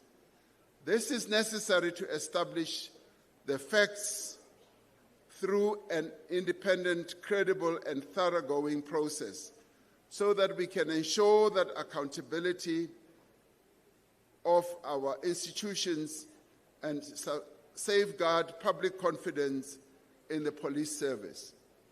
We are hopeful that the findings and recommendations from these investigations will represent a turning point in our fight against crime and corruption. The integrity and the credibility of our criminal justice system is vital to ongoing efforts to combat crime and corruption. Over the last few years, we've made significant progress in building and strengthening law enforcement agencies, security services, and prosecutorial bodies. In the 3 years since the final report of the State Capture Commission was presented to the President, government has undertaken major reforms based on its recommendations. These include a raft of new laws to strengthen our anti-corruption institutions, to enhance the procurement system, reform the intelligence services, and improve corporate accountability and public administration. The value of assets linked to state capture recovered by the state is now over 16.4 billion rand. These are monies that were misappropriated that have been returned to the state. In 2024, we established the Independent Directorate Against Corruption in the NPA.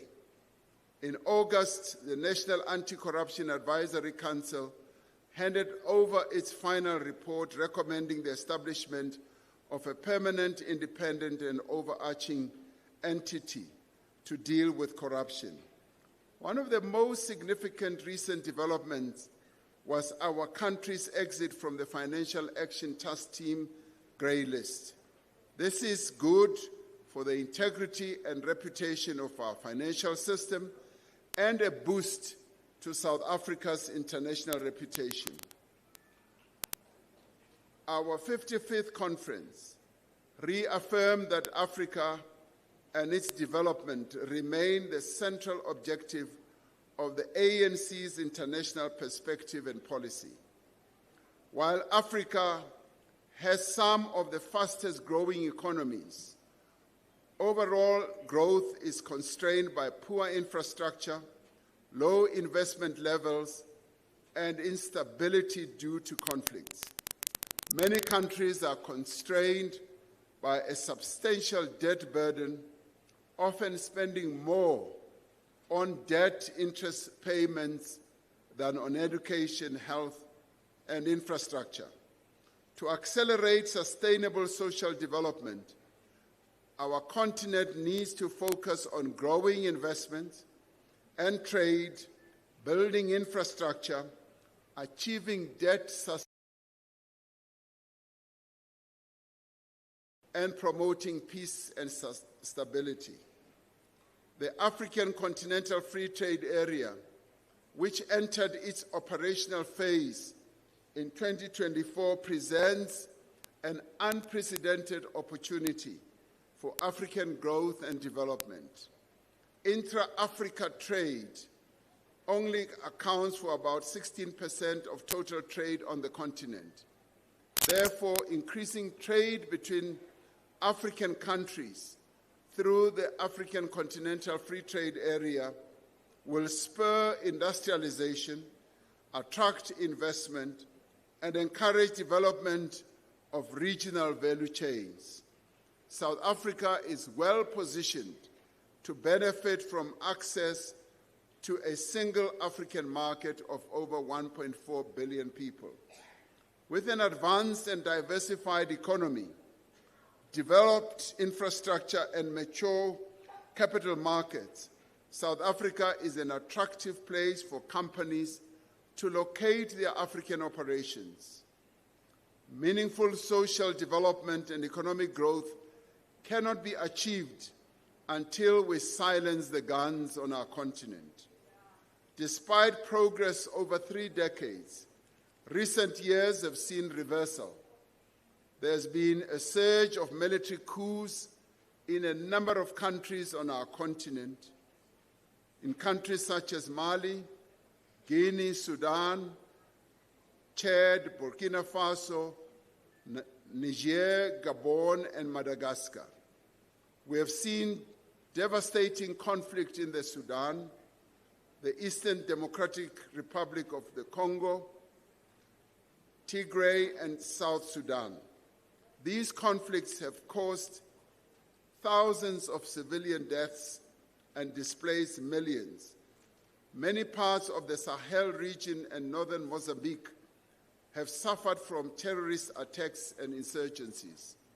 And in line with the international stance of the ANC since 1994, our country has contributed to a number of UN, AU, and SADC peace operations. We have been part of fostering peace in Lesotho, Burundi, South Sudan, and hosted negotiations that brokered ceasefire between the government of Ethiopia and the Tigray People's Liberation Movement. We must be concerned that the struggle of the people of Western Sahara for self-determination has been set back by the recent UN Security Council resolution, which strongly endorsed Morocco's autonomy plan as the most feasible solution, shifting away from past UN positions on a referendum on self-determination. This development calls for the intensification of diplomatic efforts to find a path forward that prioritizes the rights and the interests of the people of Western Sahara. The world faces severe interconnected challenges. Climate change crisis is worsening, with billions affected by underdevelopment, inequality, poverty, hunger, and unemployment. Economic growth remains subdued globally, with many nations burdened by unsustainable debt levels. The global balance of forces is shifting in different and sometimes contradictory ways. The economic and political rise of the global South countries is upending long-established power relations, and these changes are occurring amidst unpredictable and disruptive actions of a new U.S. administration, creating uncertainty and volatility. As a movement and as South Africa, our engagement in international relations aims to promote our country's national interests and protect our sovereignty and constitutional order. It is aimed at improving the well-being, safety, and prosperity of our people.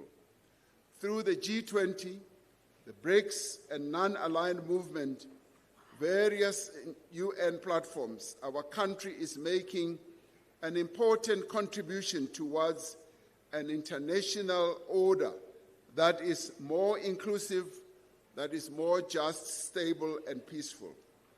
As a country, we used our G20 presidency to promote practical actions to advance the interests of our continent and the global South. Through more than 130 meetings, we engaged on a bold, transformative G20 agenda that resets relations between countries of the North and South, which strengthens multilateral institutions and the rule of law.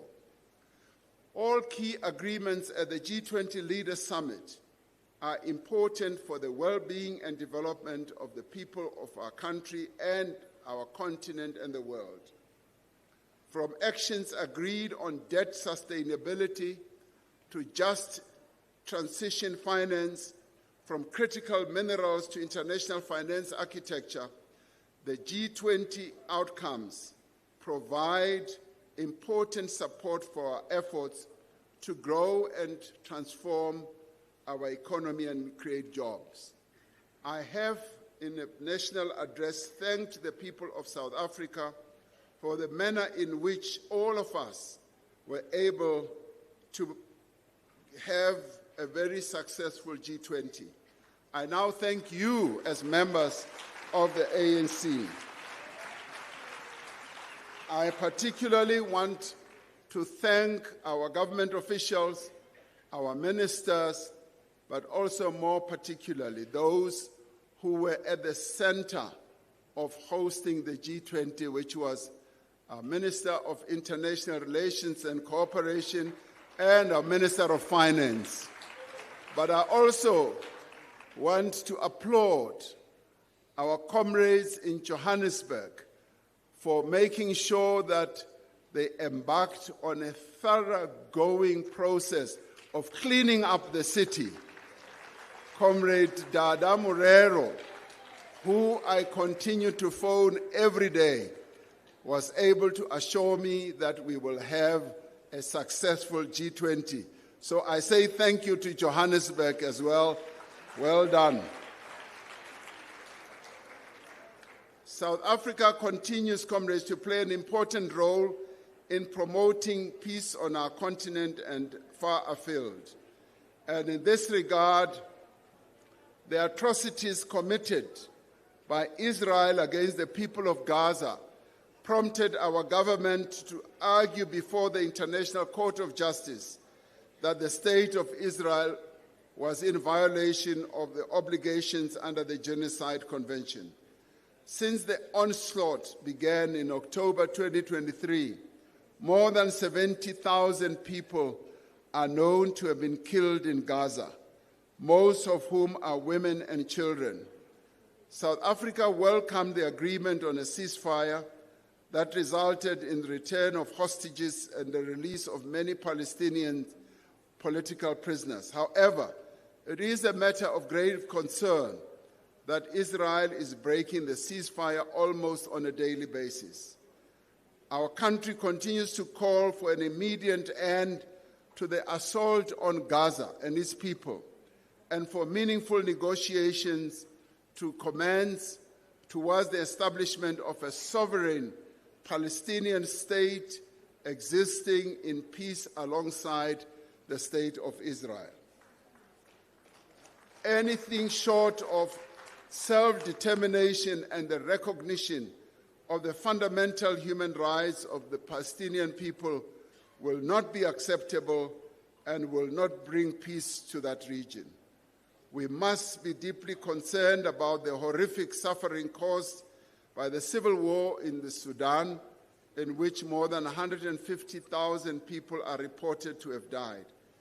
South Africa continues to participate in different peace processes seeking to bring about a just and lasting peace in Ukraine. This includes our involvement in the African Peace Initiative, in which several African leaders visited Ukraine and Russia. Our efforts are informed by commitment to peaceful resolution to various conflicts. All conflicts reveal shortcomings in international mechanisms to maintain peace and security. The UN Security Council, in particular, has shown that it is incapable in its current form of fulfilling its mandate. There is therefore an urgent need for the reform of the UN Security Council and other international institutions to ensure that they are representative. This is in line with the decisions adopted by the African National Congress at its various conferences. Our reflection on the work of the Renewal Commission, which was decided on by our conference. The ANC's program of organizational renewal is showing progress. The SG will report on this in the medium-term report that he will present shortly. There is still important work to be done, and the movement must continue to attend to both organizational and ideological renewal. And unless the ANC succeeds in renewing itself, we will perish. We must build better and activist branches. We must revive sectorial work. We must strengthen the alliance. We must reassert ANC values and principles and strengthen organizational integrity.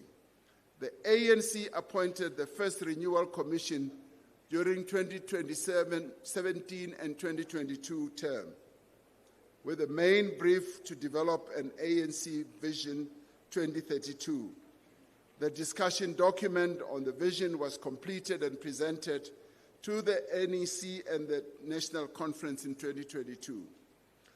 Vision 2032 will be made available to NGC delegates to consider as part of their commission deliberations. The second Renewal Commission highlights the need to continue strengthening the key elements as parts of renewal. And these include organizational design, cadre development, integrity, and revolutionary morality.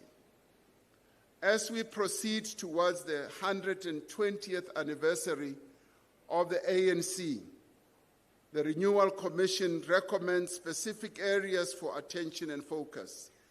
Firstly, to eradicate factionalism and patronage by intensifying efforts to build unity in our ranks. Secondly, to reassert political discipline and cadre accountability by becoming more systematic and vigorous in ensuring accountability. Thirdly, to modernize and streamline organizational processes to make them more efficient and accessible. And fourthly, to strengthen ideological training and leadership skills by intensifying political education, which is currently underway. Fifthly, to diversify and broaden the demographic composition of our leadership structures. And lastly, to enhance the integrity and candidate lists by strengthening transparency in candidate selection processes. We also need to reinvigorate the alliance by creating and strengthening alliance forums for discussing ideology and strategy. We must also undertake grassroots mobilization through regular engagement with the masses of our people through door-to-door engagement, imbizos, and other forms of mass work.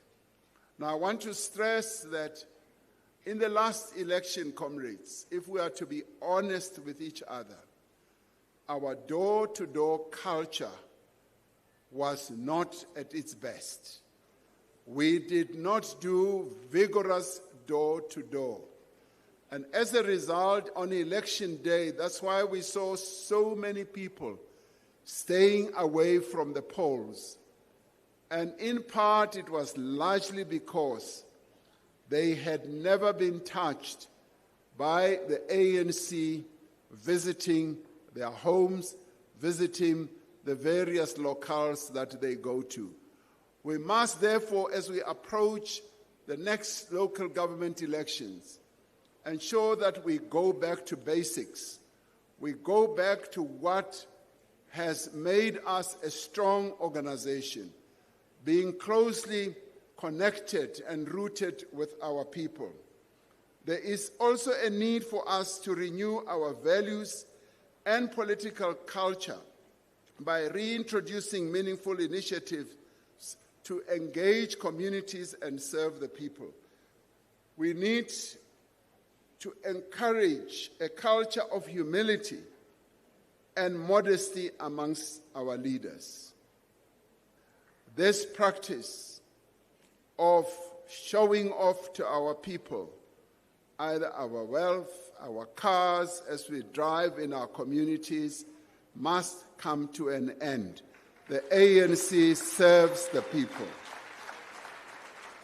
This NGC should elaborate on specific actions to be taken under each focus area. If the ANC can demonstrably renew itself, then public attitudes towards our movement will shift from cynicism to possibly cautious optimism and ultimately to absolute embrace and support. We have to earn that trust through our actions, not our words. The world is changing in unprecedented ways, with both challenges and opportunities for our country as well. It falls on the African National Congress to provide leadership. The brave women and men of the Congress of the People pledged to strive together, sparing neither strength nor courage until democratic changes set out in the Freedom Charter have been won, struggling together side by side. That remains our solemn commitment even today. We should now move forward to the complete realization of the National Democratic Revolution. And as we renew our movement, we should be able to get that support back from our people. It is now, as Madiba used to say, in our hands for us to renew and to rebuild the ANC. And we need to move forward to a united, non-racial, non-sexist, democratic, and may I stress, prosperous South Africa. I thank you, comrades.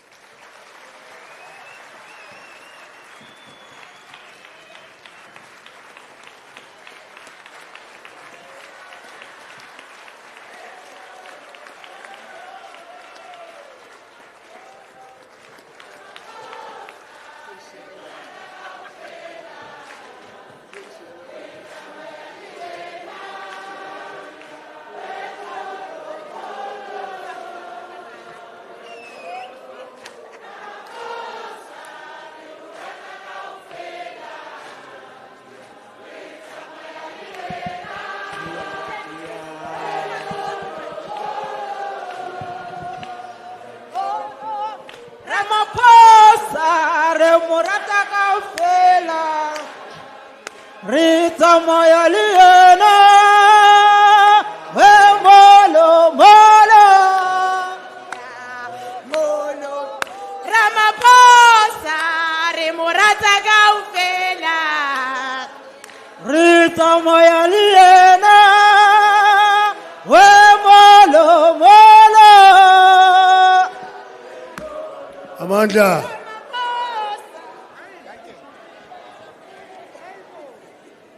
Amanda, uPresident usinike into ekuthiwa yi-political report. Not just the political overview. He gave us the political report for the period.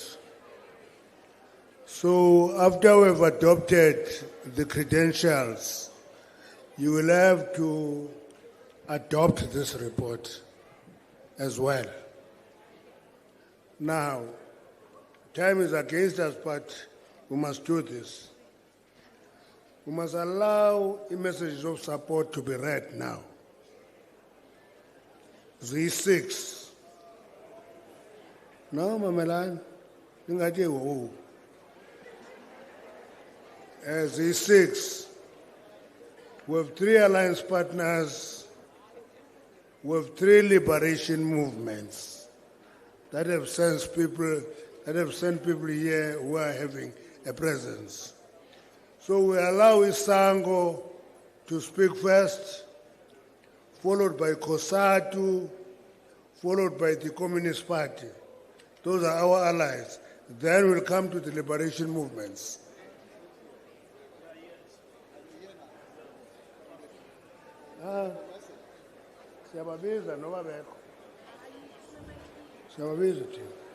Sango. Where is COSATU? Sondela Chazingi. Sondela Zingi. Ube solandela party.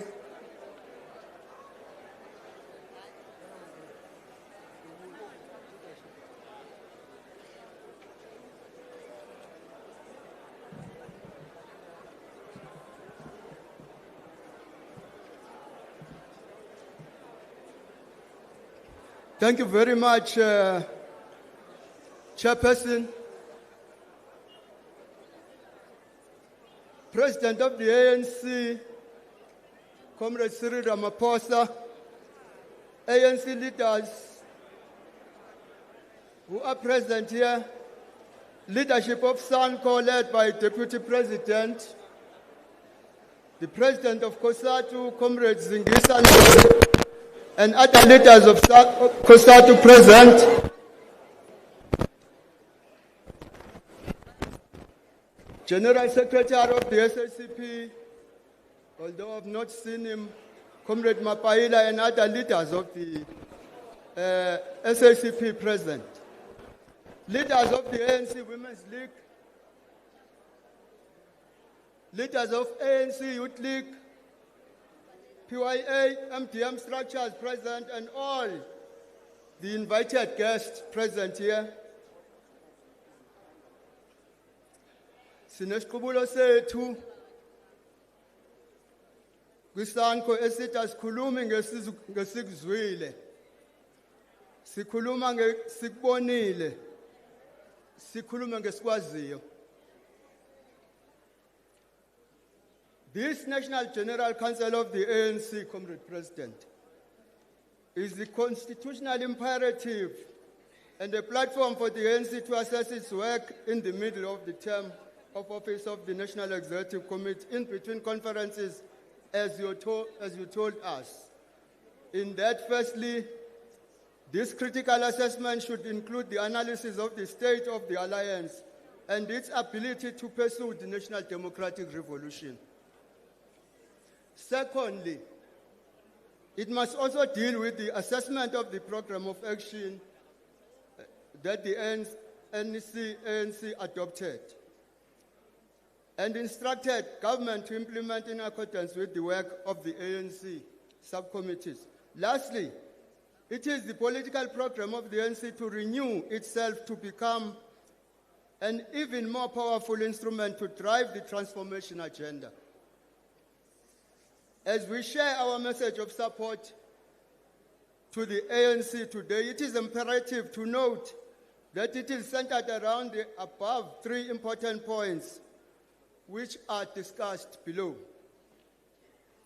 As we share our message of support to the ANC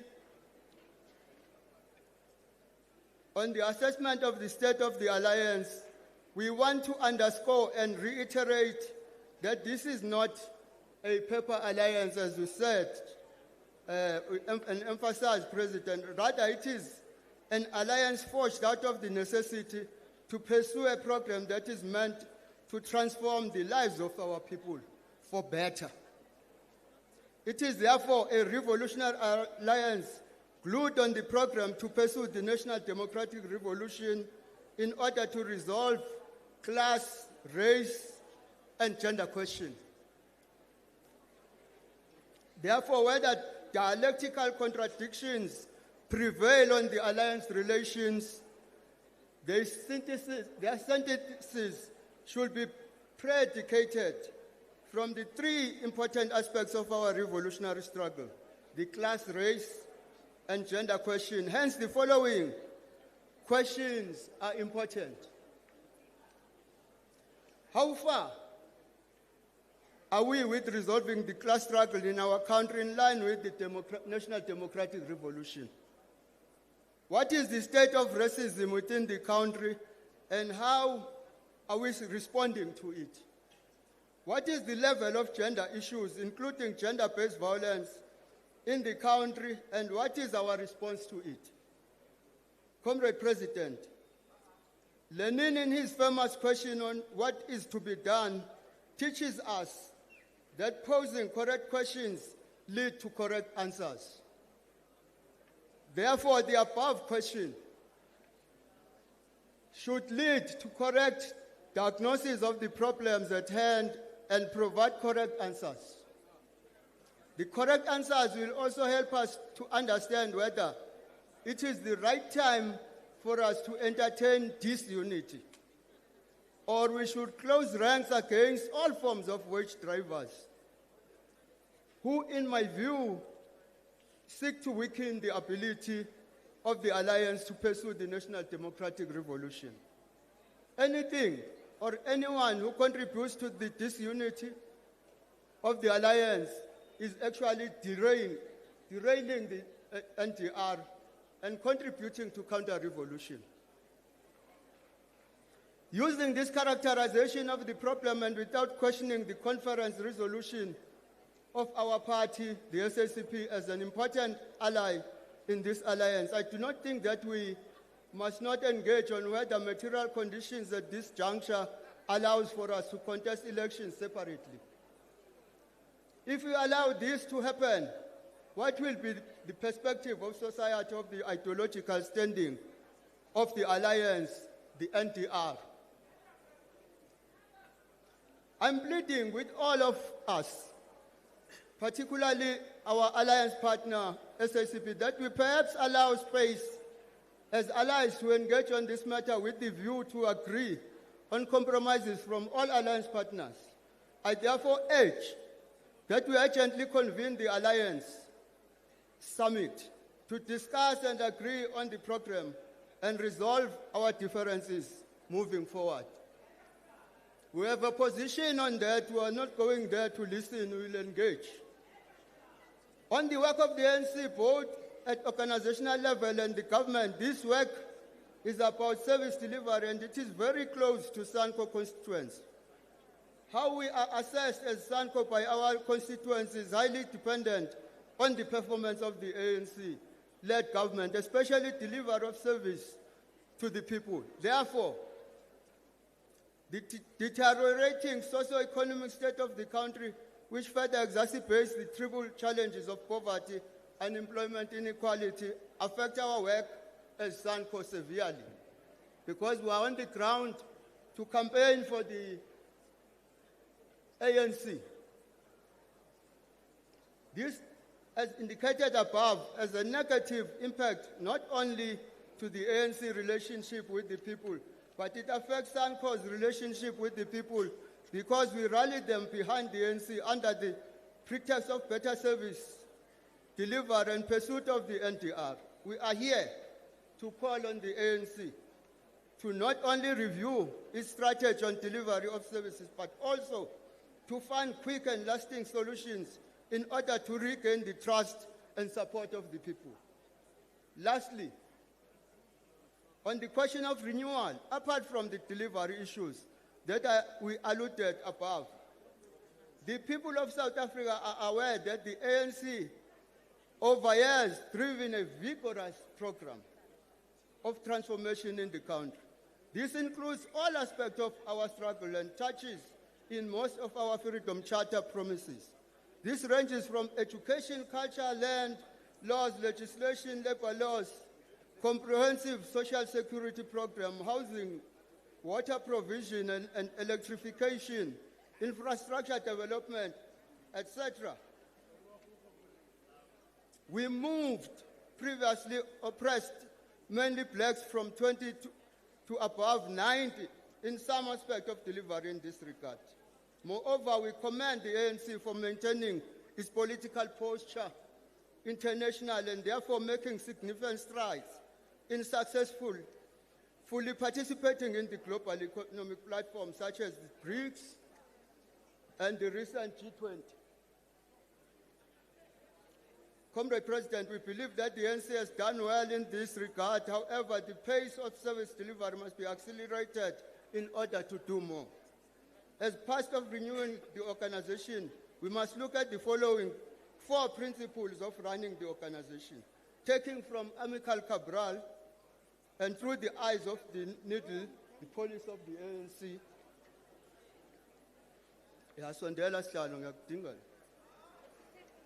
The collective leadership, criticism and self-criticism to solve internal questions and contradictions, the democratic centralism, and pursuit of the revolutionary democracy. Long live Salo and ANC, live. Long live Sanko, long live COSATU, long live SACP. I thank you, Ugutung Sangabez, this child.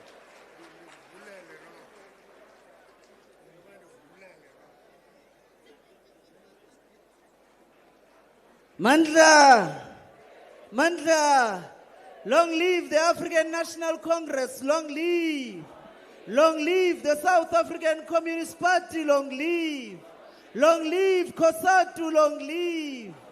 Ngandu silwa mhlali, ngandu silwa. Malibongwe. Gama lamakhosikazi. Ndiyabulela mqwathi. Ndibulise kumongameli we-African National Congress. Allow me, Chair, to rise respectfully on the protocol that has already been observed. Ndiyacamagwisha, ndiyathokoza, ndibulisa kubantwana bethongo. Chair, please accept our revolutionary greetings from the Federation of Elijah Bahai, the Federation of Nana Abrams. We are indeed honored to be here and look forward to the robust engagements, concrete commitments, and most importantly, the practical actions emerging from this critical NGC. We must, as a federation, express our deep concern with the plight of our members, the staff of the African National Congress, who once again have not been paid on time, as this is their fundamental right. Comrade Chair, this cannot be tolerated. Workers must be paid without exception. COSATU expects this NGC to focus on the challenges that are facing workers and the unemployed. We need this NGC to focus on interventions to fix the state, to grow our economy, to tackle unemployment, to slash poverty and inequality, to address crime and deal with corruption. In order for us as the Alliance to win the coming elections, we must have a good story to report to society.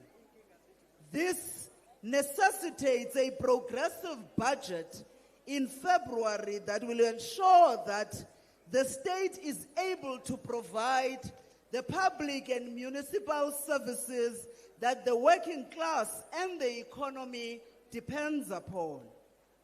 We must revive the bold commitments that have been made in the ANC-NEC January Lekgotla on a new mass industrial and small medium enterprises finance packaging. We must, as the President has alluded, ramp up the presidential employment stimulus to take the economy to the 3% that is needed. We must also be able to slash unemployment and provide a pathway to for the employment of 12 million people that are unemployed. We must also, Chair, move from talk to action. Abantu abaji amazwi ethu. And so we need to fix dire state of local government, and we must be able to overhaul our anti-crime strategies. Law enforcement and the judiciary must be provided with the weapons to win this war. What the working class does not want to see are comrades that are focused on factional destruction. 2024 and the 40% the liberation movement received is our final wake-up call. We ignore the warning from the working class at our own peril. This NGC needs to focus on intensifying the renewal of the ANC and the unity of the alliance. And we must say, only a coherent and united alliance can emerge victorious in the most difficult local elections to date in 2026. It is therefore essential that the Alliance Political Council be urgently convened, and that we must be tasked to ensure that the alliance is united as we prepare for the local elections. The fate president of the liberation movement and the alliance, the tools to fix the state and tackle crime and corruption, the ability to respond to the needs of workers and the economy lay within our hands. And so we want to say to the ANC, to the SSCP, to COSATU, to SANCO, the alliance is not a convenience. This alliance is a weapon, but a weapon that must be sharpened, a house that must be united. We must therefore resolve what divides us. We must strengthen what holds us together. We must win the local government elections, not for leaders, but for the working class. And so we are saying, it is up to us here collectively to rise to the occasion, to provide society the leadership it is so desperately seeks. And we dare not fail, because history will not forgive us when we do. And we want to say, as the Federation of Elijah Bahai, of Nana Abrahams, we will remain a tried and tested ally in this struggle. Thank you very much, Chair.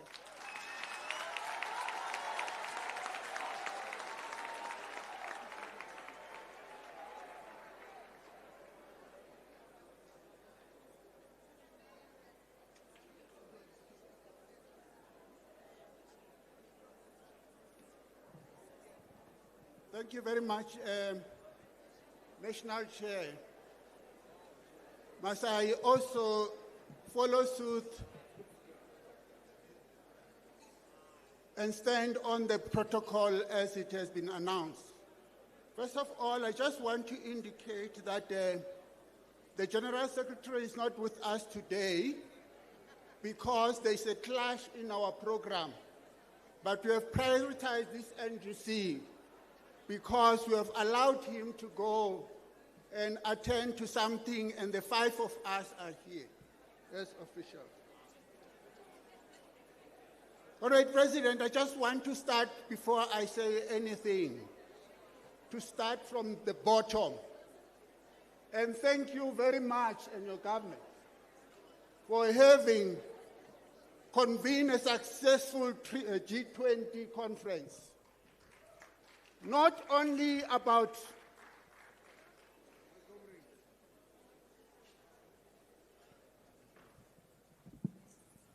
Comrades, there must be order. Listen to what Comrade Masuk is going to say. You are in the NGC of the ANC. This is not acceptable. Be orderly. Sorry, Masuk. Thank you very much, Chair. And Comrade President, we're saying that we want to thank you very much and applaud you with the government for the successful G20 that we have just convened. It's not only about the G20 in our case, it's the innovation that we have actually put in that process of influencing the agenda of the G20. That innovation to bring about the social summit was spot on, because it was not influencing the G20, it was also influencing how also as government and the alliance we should take into account the issues that the summit has actually raised. One of the issues, because I spent time with it, one of the issues that I think they've been raising as a case was that we should stop talking about critical minerals. We must talk about minerals, all of them, because the minerals are part of them and they belong to the people of South Africa. Secondly, President, the party want to applaud you for having represented the sovereignty of this country. We have protected our image and want to say thank you. Your stance in relation to what we stand for as a country was communicated directly to anyone, to everyone else. And Comrade President, the G20, and not just that act, has allowed us to be able to realize that US cannot dictate into the world. There are a number of alternatives that we can engage in terms of engaging our future. They don't have a hold in us. And for that reason, I want to thank you also for the initiative that you have actually taken to diversify your relationship with China, with all the other countries, with India, and all the other countries that you have been involved in. We're seeing you this week, we're in Mozambique. And we are saying, extend it to Cuba, extend it to Venezuela, extend it to Western Sahara.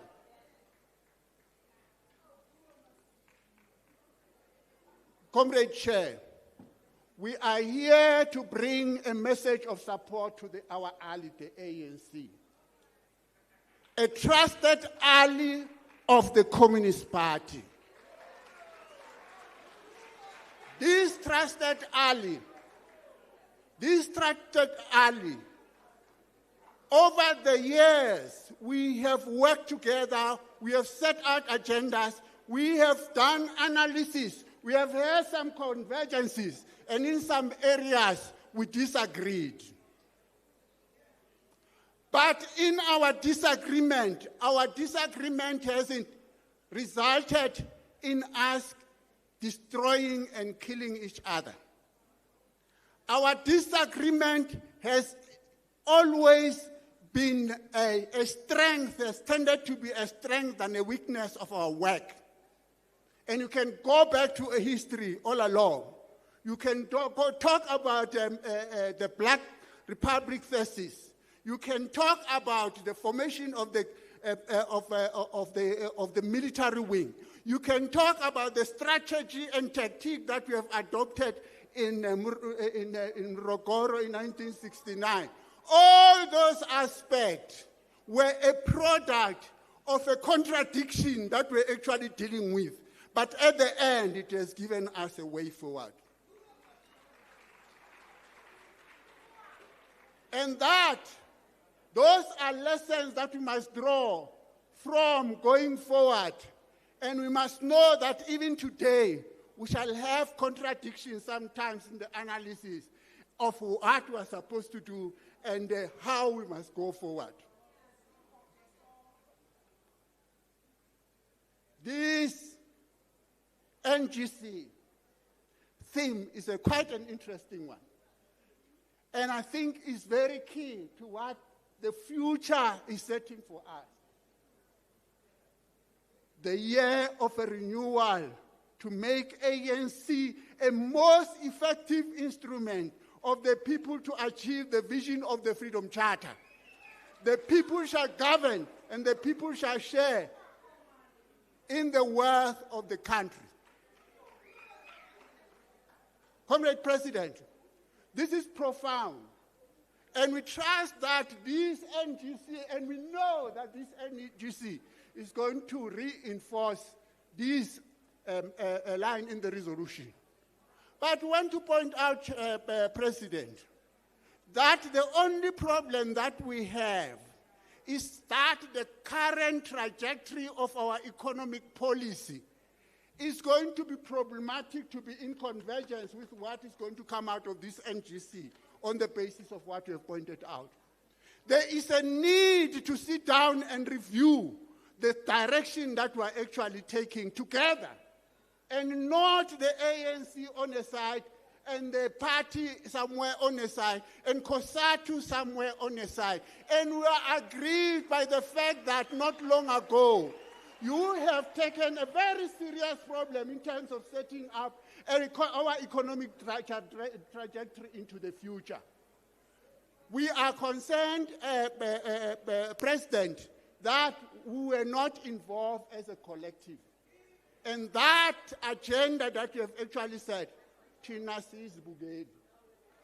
The last part that I want to talk to, Comrade Chair, the Communist Party welcome and support the agenda of renewal of the ANC. And our members of the party, who are members of the ANC, have been given a task to assist the ANC in this route that you want to do to renew yourself. But at the same time, we have gone as the party beyond that to say the renewal of the ANC and the renewal of the party as you have adopted it and the renewal of the COSATU is not enough. There must be the reconfiguration of the alliance itself. But, comrades, the reconfiguration of the alliance wasn't messed up by members of the party or the members of the ANC and the general members of COSATU. This discussion has been messed up by us as leadership, because when members went into various conferences and said, move forward, we want you to conclude the alliance, the reconfiguration of the alliance, we dilly-dallied until the Communist Party took a decision to say, we are going to contest elections. And the contestation of elections, comrade, it is important, this aspect that I want to speak to, comrade, will assist you because this NGC is going to interrogate that. You have said initially here, the president said, and the president of COSATU said, we mustn't make our decision on the basis of emotions. We must listen to each other. We are saying, comrades, the decision to contest elections is not to contest the ANC. The decision to contest election is contestation of election. And this matter, comrade, is a very critical matter because it has to do with the existential being of the party. Because if the party cannot introduce socialism as a path, its existence will mean nothing. So these elections are meant to do that. And as I close, Chair, our members will be on the ground assisting the ANC to strengthen itself as members of the ANC to win elections. But at the same time, they've got a task of building a socialist movement, and they will be driving that socialist movement to elections. Mandla!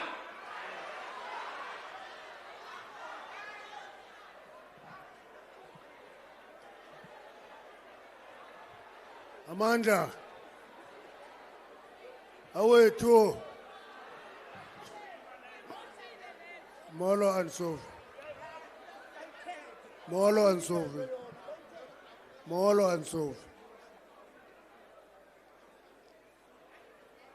Molo and Sophie. Okay. Mamelani ke. Mamelani. The most important thing about a gathering of this nature is that you listen to what you like, you also listen to what you don't like. You have a duty to listen to every view.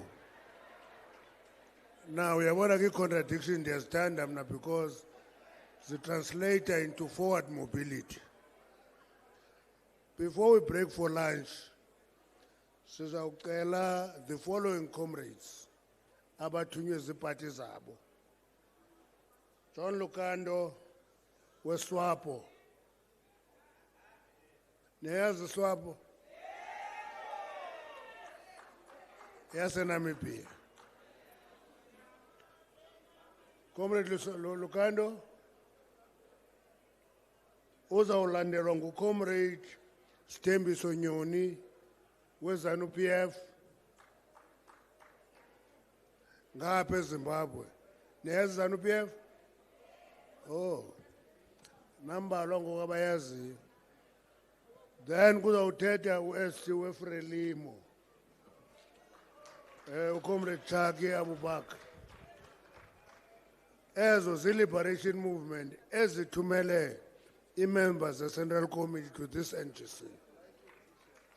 Thank you, comrade.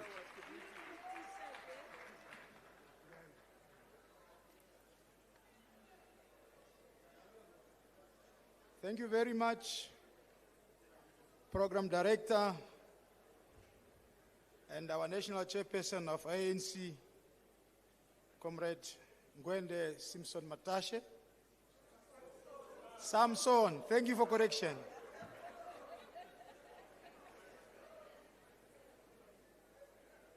The President of ANC and of the Republic of Namibia,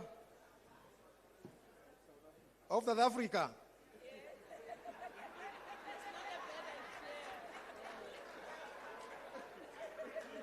The President of ANC and President of the Republic of South Africa, Comrade Cyril Ramaphosa. The Vice President of ANC and the Republic of South Africa, Comrade Paul Mashatile. And of course, the Secretary General of ANC, Comrade Fikile Mbalula. Comrade Chair, in the interest of time, I recognize the rank and file of ANC as well as the salutation established earlier. On behalf of SWAPO Party leadership, we wish to extend our word of gratitude and well-wishing to the entire membership of the ANC and the people of South Africa. The President of SWAPO Party and that of the Republic of Namibia, Her Excellency Netumbo Nandi Ndaitwah, on behalf of our Liberation Movement SWAPO Party, acknowledge and highly appreciate the invitation to this generous historic event of ANC. In the same vein, Honorable Chair, Comrade Chair, I wish to extend a sincere apology from our Secretary General, Comrade Sophia Shaningwa, whom I personally standing in for. She wanted to be part of this historic gathering, but due to pressing commitment back home, as a week ago, we had a historic regional elections and municipal where her commitment is required in terms of deployment and secondment of elected office bearer to the second and the third tier of our national government. Therefore, accept her apology.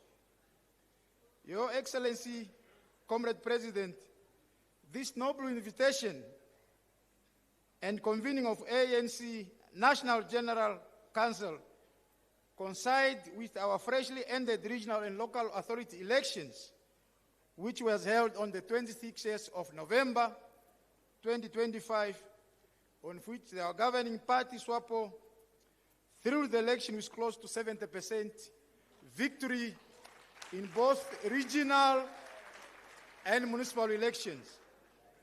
Therefore, this trajectory victory signifies the trust and loyalty to the people of Namibia, our former liberation movement, SWAPO party.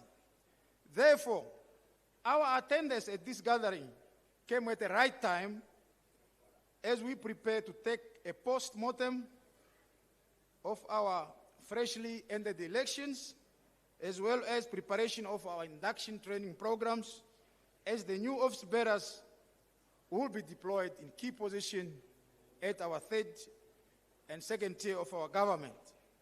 Therefore, the 4-day session will serve as an introduction to our induction program as we go back home. Our SG opted to send 2 representatives to come and tap wisdom from these noble gatherings.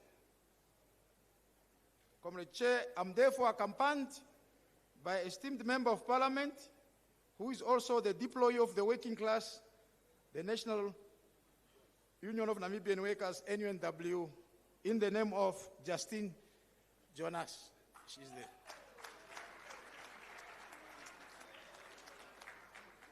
Comrade Chairperson, we view the hosting of this event as a true reflection of good governance and acting on the will of the people and the entire population of South Africa. This event, under the theme, the renewal to make ANC effective instrument of the people to achieve vision of the Freedom Charter, and people shall govern, and the people shall share the country's wealth, speaks a lot. To conclude, dear comrades, on behalf of Namibian people, our president wishes equally to extend the position of South Africa on hosting the G20, which ended up successfully with several declarations, and wish to confirm that Namibia as a country, we stand together with South Africa without fear or favor on both declaration. We equally also thank South Africa for hosting the just ended SADC-PA Forum, which was also officiated by the Vice President, Comrade Paul Mashatile, in KZN, of which I was also part of. To conclude, we wish also to congratulate the ANC for its performance during the recent by-election that was held countrywide in South Africa. That shows the trust they have. We wish you the best of all as we move closer to the mass-based outcome and resolution of the 5th General Council of ANC that will provide new energies and result guidance with our organization and established structure. Aluta! Aluta! Maibuye! Thank you, Comrade Chairperson. Thank you, comrade. Thank you. Zanupia, it's your turn now. You went in. This is Pisa Gabalo.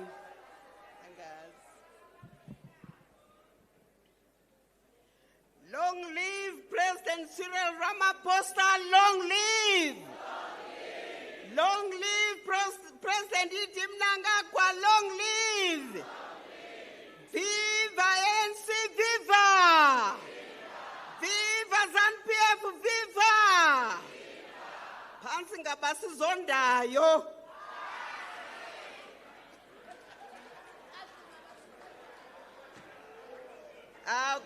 Comrade Matamela Cyril Ramaphosa, the President of the ANC, kindly allow me to write on the protocols already established.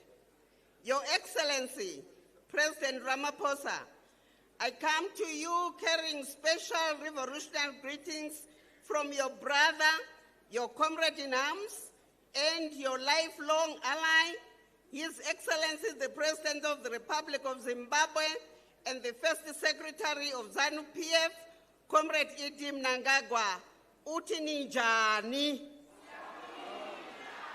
I convey greetings from ZANU-PF to the ANC and the people of from the people of Zimbabwe to the people of South Africa, declaring that we are one people bound by a history that spans centuries and decades and sacred blood of our people.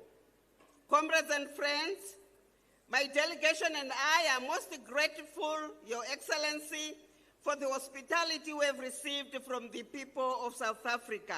We want to say thank you very much. Siyabulela. This reflects our profound and unbreakable relationship between ZANU-PF and ANC. Ours is not an ordinary relationship. It is bound by the trenches where Zimbabweans and South Africans fought side by side, shedding blood for the liberation of our people. That history is sacred. That solidarity is unshakable. We are one people. We share one vision, economical and political prosperity of our nations. Freedom Charter, though born in South Africa, is ours too. It inspired the whole continent of Africa. It spoke to the dreams of the oppressed Africans. It remains a guiding star for every progressive liberation movement that seeks dignity, justice, and economic emancipation of its people. Comrades and friends, from the powerful address delivered by President Ramaphosa yesterday and the panel discussion that followed, we had the same language that resonates across liberation movements. That is self-reliance, nation building, and sovereignty. We congratulate you, President Ramaphosa, and the people of South Africa for your leadership and that of the ANC, for the economic achievements and the registered economic growth despite all the challenges. In Zimbabwe, our president always says, "Nyika inovakwa neveni vayo, ilizwe lakhiwa ngabanikazi balo." A country is built by its people. This is exactly what the ANC is doing. Congratulations, Your Excellency. We commend the progress made towards fulfilling the Freedom Charter. As President Ramaphosa highlighted yesterday, your work is attracting the youth to the movement, demonstrating that liberation movements don't belong to yesterday. They also belong to generations to come. You are empowering young people and women, giving them space not only to participate, but to lead and to shape the ANC and drive the national agenda and to own the future of this great movement. The ANC is the future, just as ZANU-PF is the future in Zimbabwe. We have made the ANC, you have made the ANC attractive, Your Excellency. Again, a movement of ideas, solutions, hope, and renewal.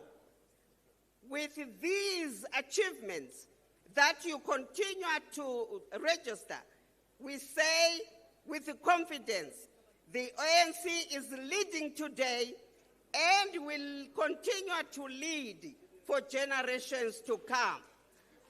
Finally, comrades and friends, allow me to salute the people of South Africa under the stewardship of President Ramaphosa and this colossal revolutionary party, the ANC.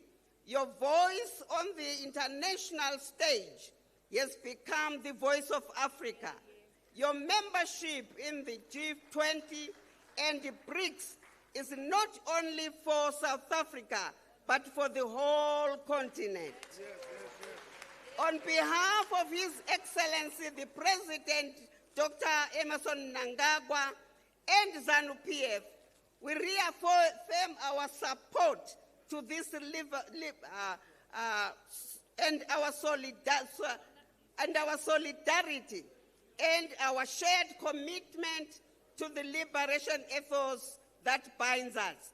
I would like to wish this Congress the greatest of all success. As your theme goes, indeed, the people will govern. The people will share the wealth of their country. Long live ANC, long live. Phansi ngabasizondayo. Ngiyabonga.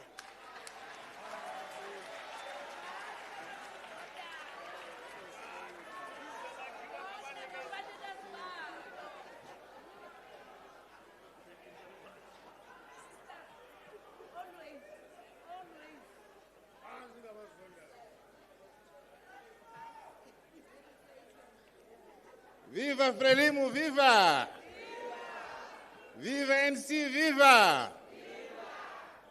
Thank you. Camara Chair, Camara President, allow me to speak in Portuguese. I have this boy here will help me in translation, please. Camarada Presidente Matamela Ciro Ramaphosa, Presidente do ANC e Presidente da África do Sul,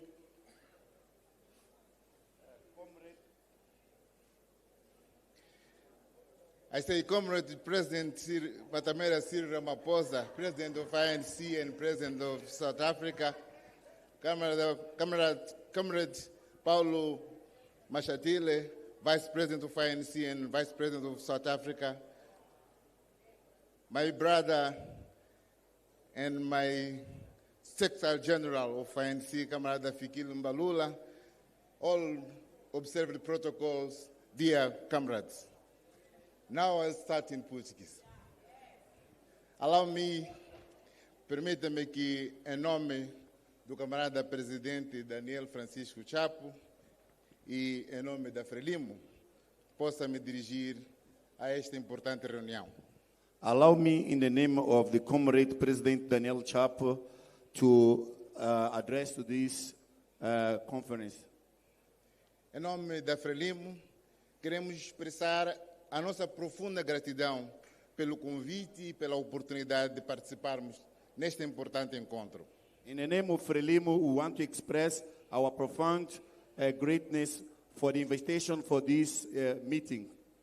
Esta reunião acontece no momento em que Em julho passado, realizamos a Cimeira dos Movimentos Libertadores da África Austral. This meeting happens in a year that in July this year, we had a summit of the liberation countries of Africa. Onde, de forma profunda, discutimos os desafios que temos aqui a nível da região. In a profound way, we discussed the challenge that we have here in the region. De forma particular, gostaríamos de saudar o ANC por organizar este evento e, de forma especial, na celebração do 60º aniversário da Carta da Liberdade. In the formal way, we would like to congratulate ANC to organize this meeting and also to greet them for the occasion of the 7th anniversary of the Freedom Charter. Este documento não só guiou a luta contra o apartheid, como também inspirou inúmeras gerações de África. This document, it was not only the struggle against the apartheid, but also inspired countless generations across Africa to believe that political freedom must work side by side with economic justice and social equality. That's it. A Carta de Liberdade permanece farol que continua a orientar todos que, com a Frelimo, acreditam numa África igual, desenvolvida e soberana. The Freedom Charter remains a beacon that continues to guide all those who, like Frelimo, believe in Africa that is equal, development and sovereign. Por isso, quero tomar esta oportunidade para saudar o camarada Cyril Ramaphosa pelo sucesso do G20. That's why I would like to take this opportunity to congratulate Comrade Cyril Ramaphosa for the success of the G20. Não há dúvida que este sucesso reafirma o compromisso do ANC em implementar as principais decisões da Carta. There is no doubt that this event reaffirms the compromise of ANC to go forward with later. Queremos igualmente agradecer e saudar a visita a Moçambique. We would like also to congratulate and thank for the visit in Mozambique. Foi momento ímpar da nossa história. It was a single moment in our history. Como vizinhos, as neighbors, devemos trabalhar juntos para desenvolver os nossos países. We have to work together to develop our countries. As fronteiras que existem, the borders that are alive, foram impostas pelos outros. They were made by others. Nós somos único povo. We are one people. Por isso temos que continuar a trabalhar juntos. That's why we have to continue working together. Por isso é que gostaríamos de saudar esta reunião. That's why I would like to greet this meeting. Em que a ANC junta pretende de forma profunda discutir de forma aberta os desafios da atualidade. That ANC together wish to discuss in an open way the situation of the ANC. Quero reiterar o nosso compromisso, o compromisso da Frelimo e do presidente Chapo em continuarmos a trabalhar juntos. I would like to call up the compromise of Frelimo and the President Chapo to continue working together. A vitória do ANC é a nossa vitória. The victory of ANC is our victory. Por isso é que temos de trabalhar juntos. That's why we have to work together. Para vencermos os desafios que nós temos. To overcome the challenge that we have. Os tempos não são fáceis. The times are not easy. O inimigo do passado permanece forte. The enemy of the past is stronger now. Com outros métodos. With the new methods. Mais sofisticados. More sophisticated. Influenciando a juventude. Influencing the youth. Usando o sistema financeiro. Using the financial system. Algumas organizações sociais, some social organizations, para retirar os partidos, movimentos libertadores do poder. To take out our parts and power. Por isso temos que trabalhar juntos. That's why we have to work together. E temos que estar unidos. And we have to be united. Permitam-me terminar. Allow me to finalize. Porque muito já foi dito pelos que me antecederam. Because a lot have been said for the ones that came before me. Permitam-me terminar deixando aqui, partilhando convosco, 3 importantes mensagens.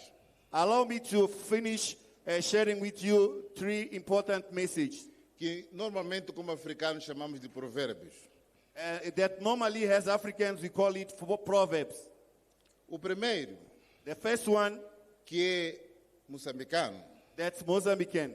diz o seguinte: It says so. só se come açúcar You only eat sugar com quem comeste sal. with the ones you ate salt. Isso é muito importante That's very important, para que a gente não se esqueça daqueles que trabalharam conosco nos momentos de dificuldade. so that we don't forget the ones who used to walk with us in the struggle moments. Temos que estar juntos até hoje, We have to be together until today. no momento da bonança, Where is the time of abundance? para juntos partilharmos as nossas conquistas. So that together we can share our conquers.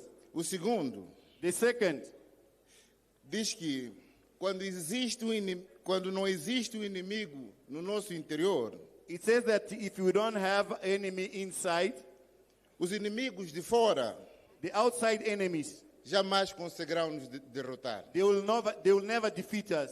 Isso é importante, That's important, porque reforça a nossa união, because it reinforces our union, a nossa coesão. our cohesion. Por mais que tenhamos problemas, Whenever we have problems, por mais que tenhamos desafios, even we have challenge, nunca devemos colocar em causa a nossa união. we never put in curse our union. Nunca devemos colocar em causa a nossa We coesão. never put in case our union. O último provérbio, The last one, the last proverb, acredito que se assemelha do que se diz também cá na África do Sul. I think it's almost the same with what they say here in South Africa. Não importa quanto longa seja a noite, It doesn't matter how long is the night, o dia certamente virá. for sure the day is going to come. Pelo que percebi aqui, With what I understand here, tentando traduzir, trying to translate, Jesu afika kusene. o Jesu fica kusene. É importante It's important que todos percebamos, that we all understand, por mais que sejam grandes nossos desafios, whenever it's a huge our challenge, ainda há esperança do dia de amanhã. we still have hope for tomorrow. E é importante And it's important que permanecemos juntos e unidos. that we remain together and united. Queremos mais uma vez dizer muito obrigado por esta oportunidade. We'd like to say once again, thank you very much for this Em opportunity. nome do presidente Chapo e em nome da Frelimo. In the name of President Chapo and in the name of Frelimo. A luta continua! The struggle continuing. A luta! A luta! A luta! Long live President Cyril Ramaphosa! Long live Long President live President Chapo! Long live. Thank you very much. Obrigado. Thank you very much.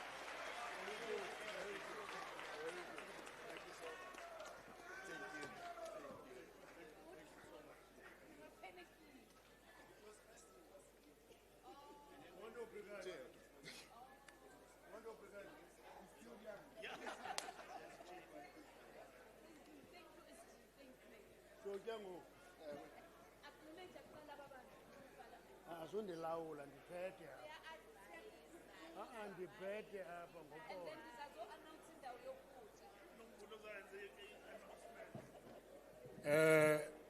Mamelani ke ngoku. We're all going to break for lunch. But before we do that, let's acknowledge the following people. The Communist Party of Cuba.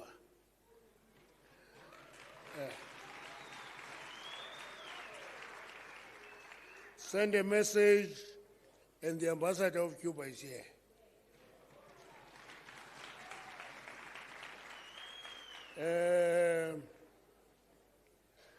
The State of Palestine, send us a message, and the ambassador is here.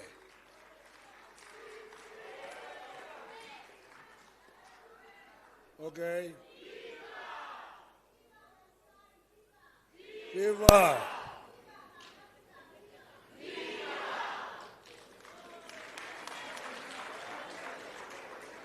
Ipolisario Front. Ndiyayazi ke kuthiwa Polisario Front anizuyazi. Uninzi lwenu zange niye dirhla. Zange niye dirhla. Is the Western Sahara. Isithumele message and ithumele ambassador apha.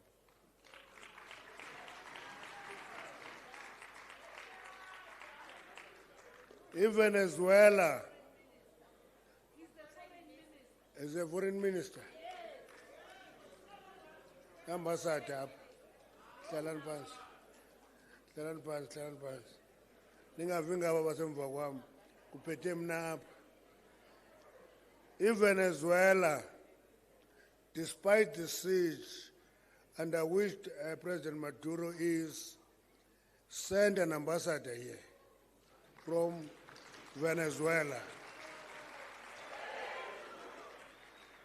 Now, at least Trump has confessed that if Venezuela has more oil than anybody else, has more oil even than Saudi Arabia.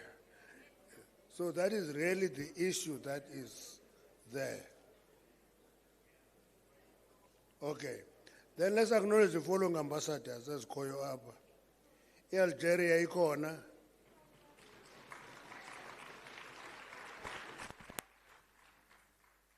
China ikona.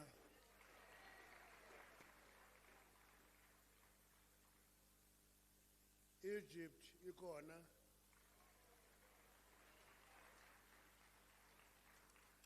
France ikona.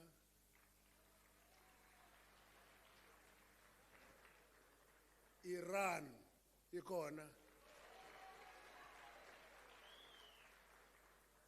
Nicaragua ikona.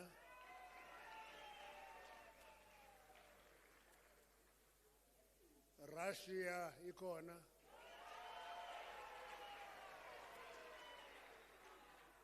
Singapore ithumele ambassador.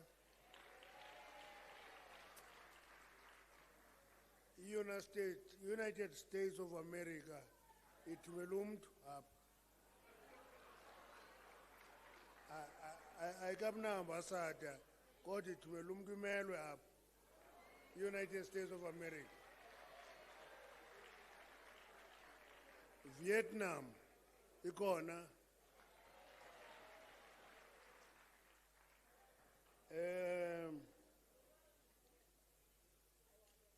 FES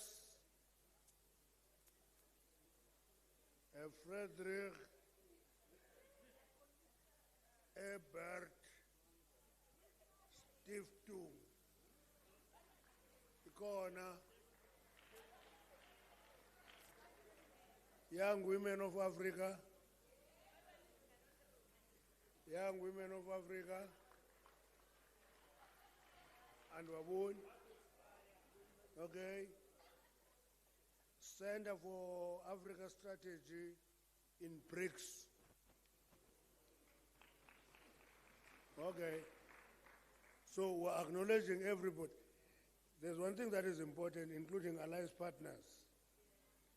You are going to participate fully in the commissions. So you have an opportunity to argue your point in the commission. There will be no chairperson like me to protect you there.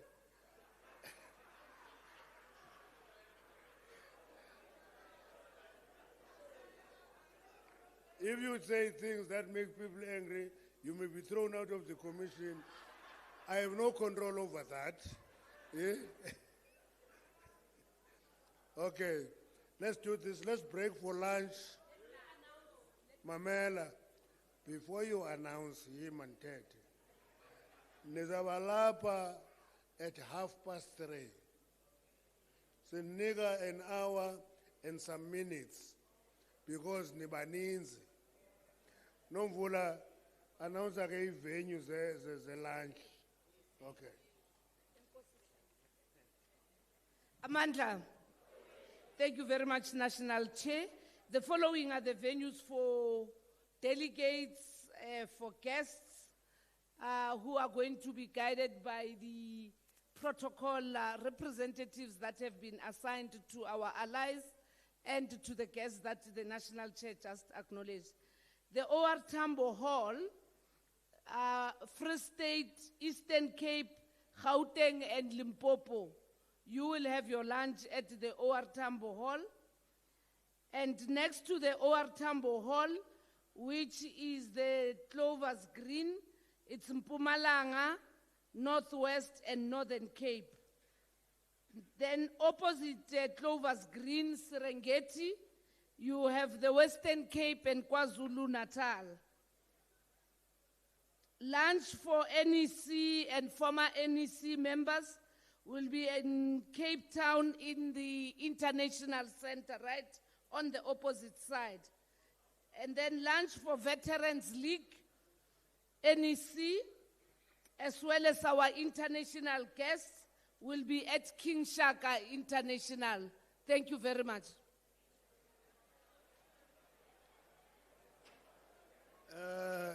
Kan mamelani.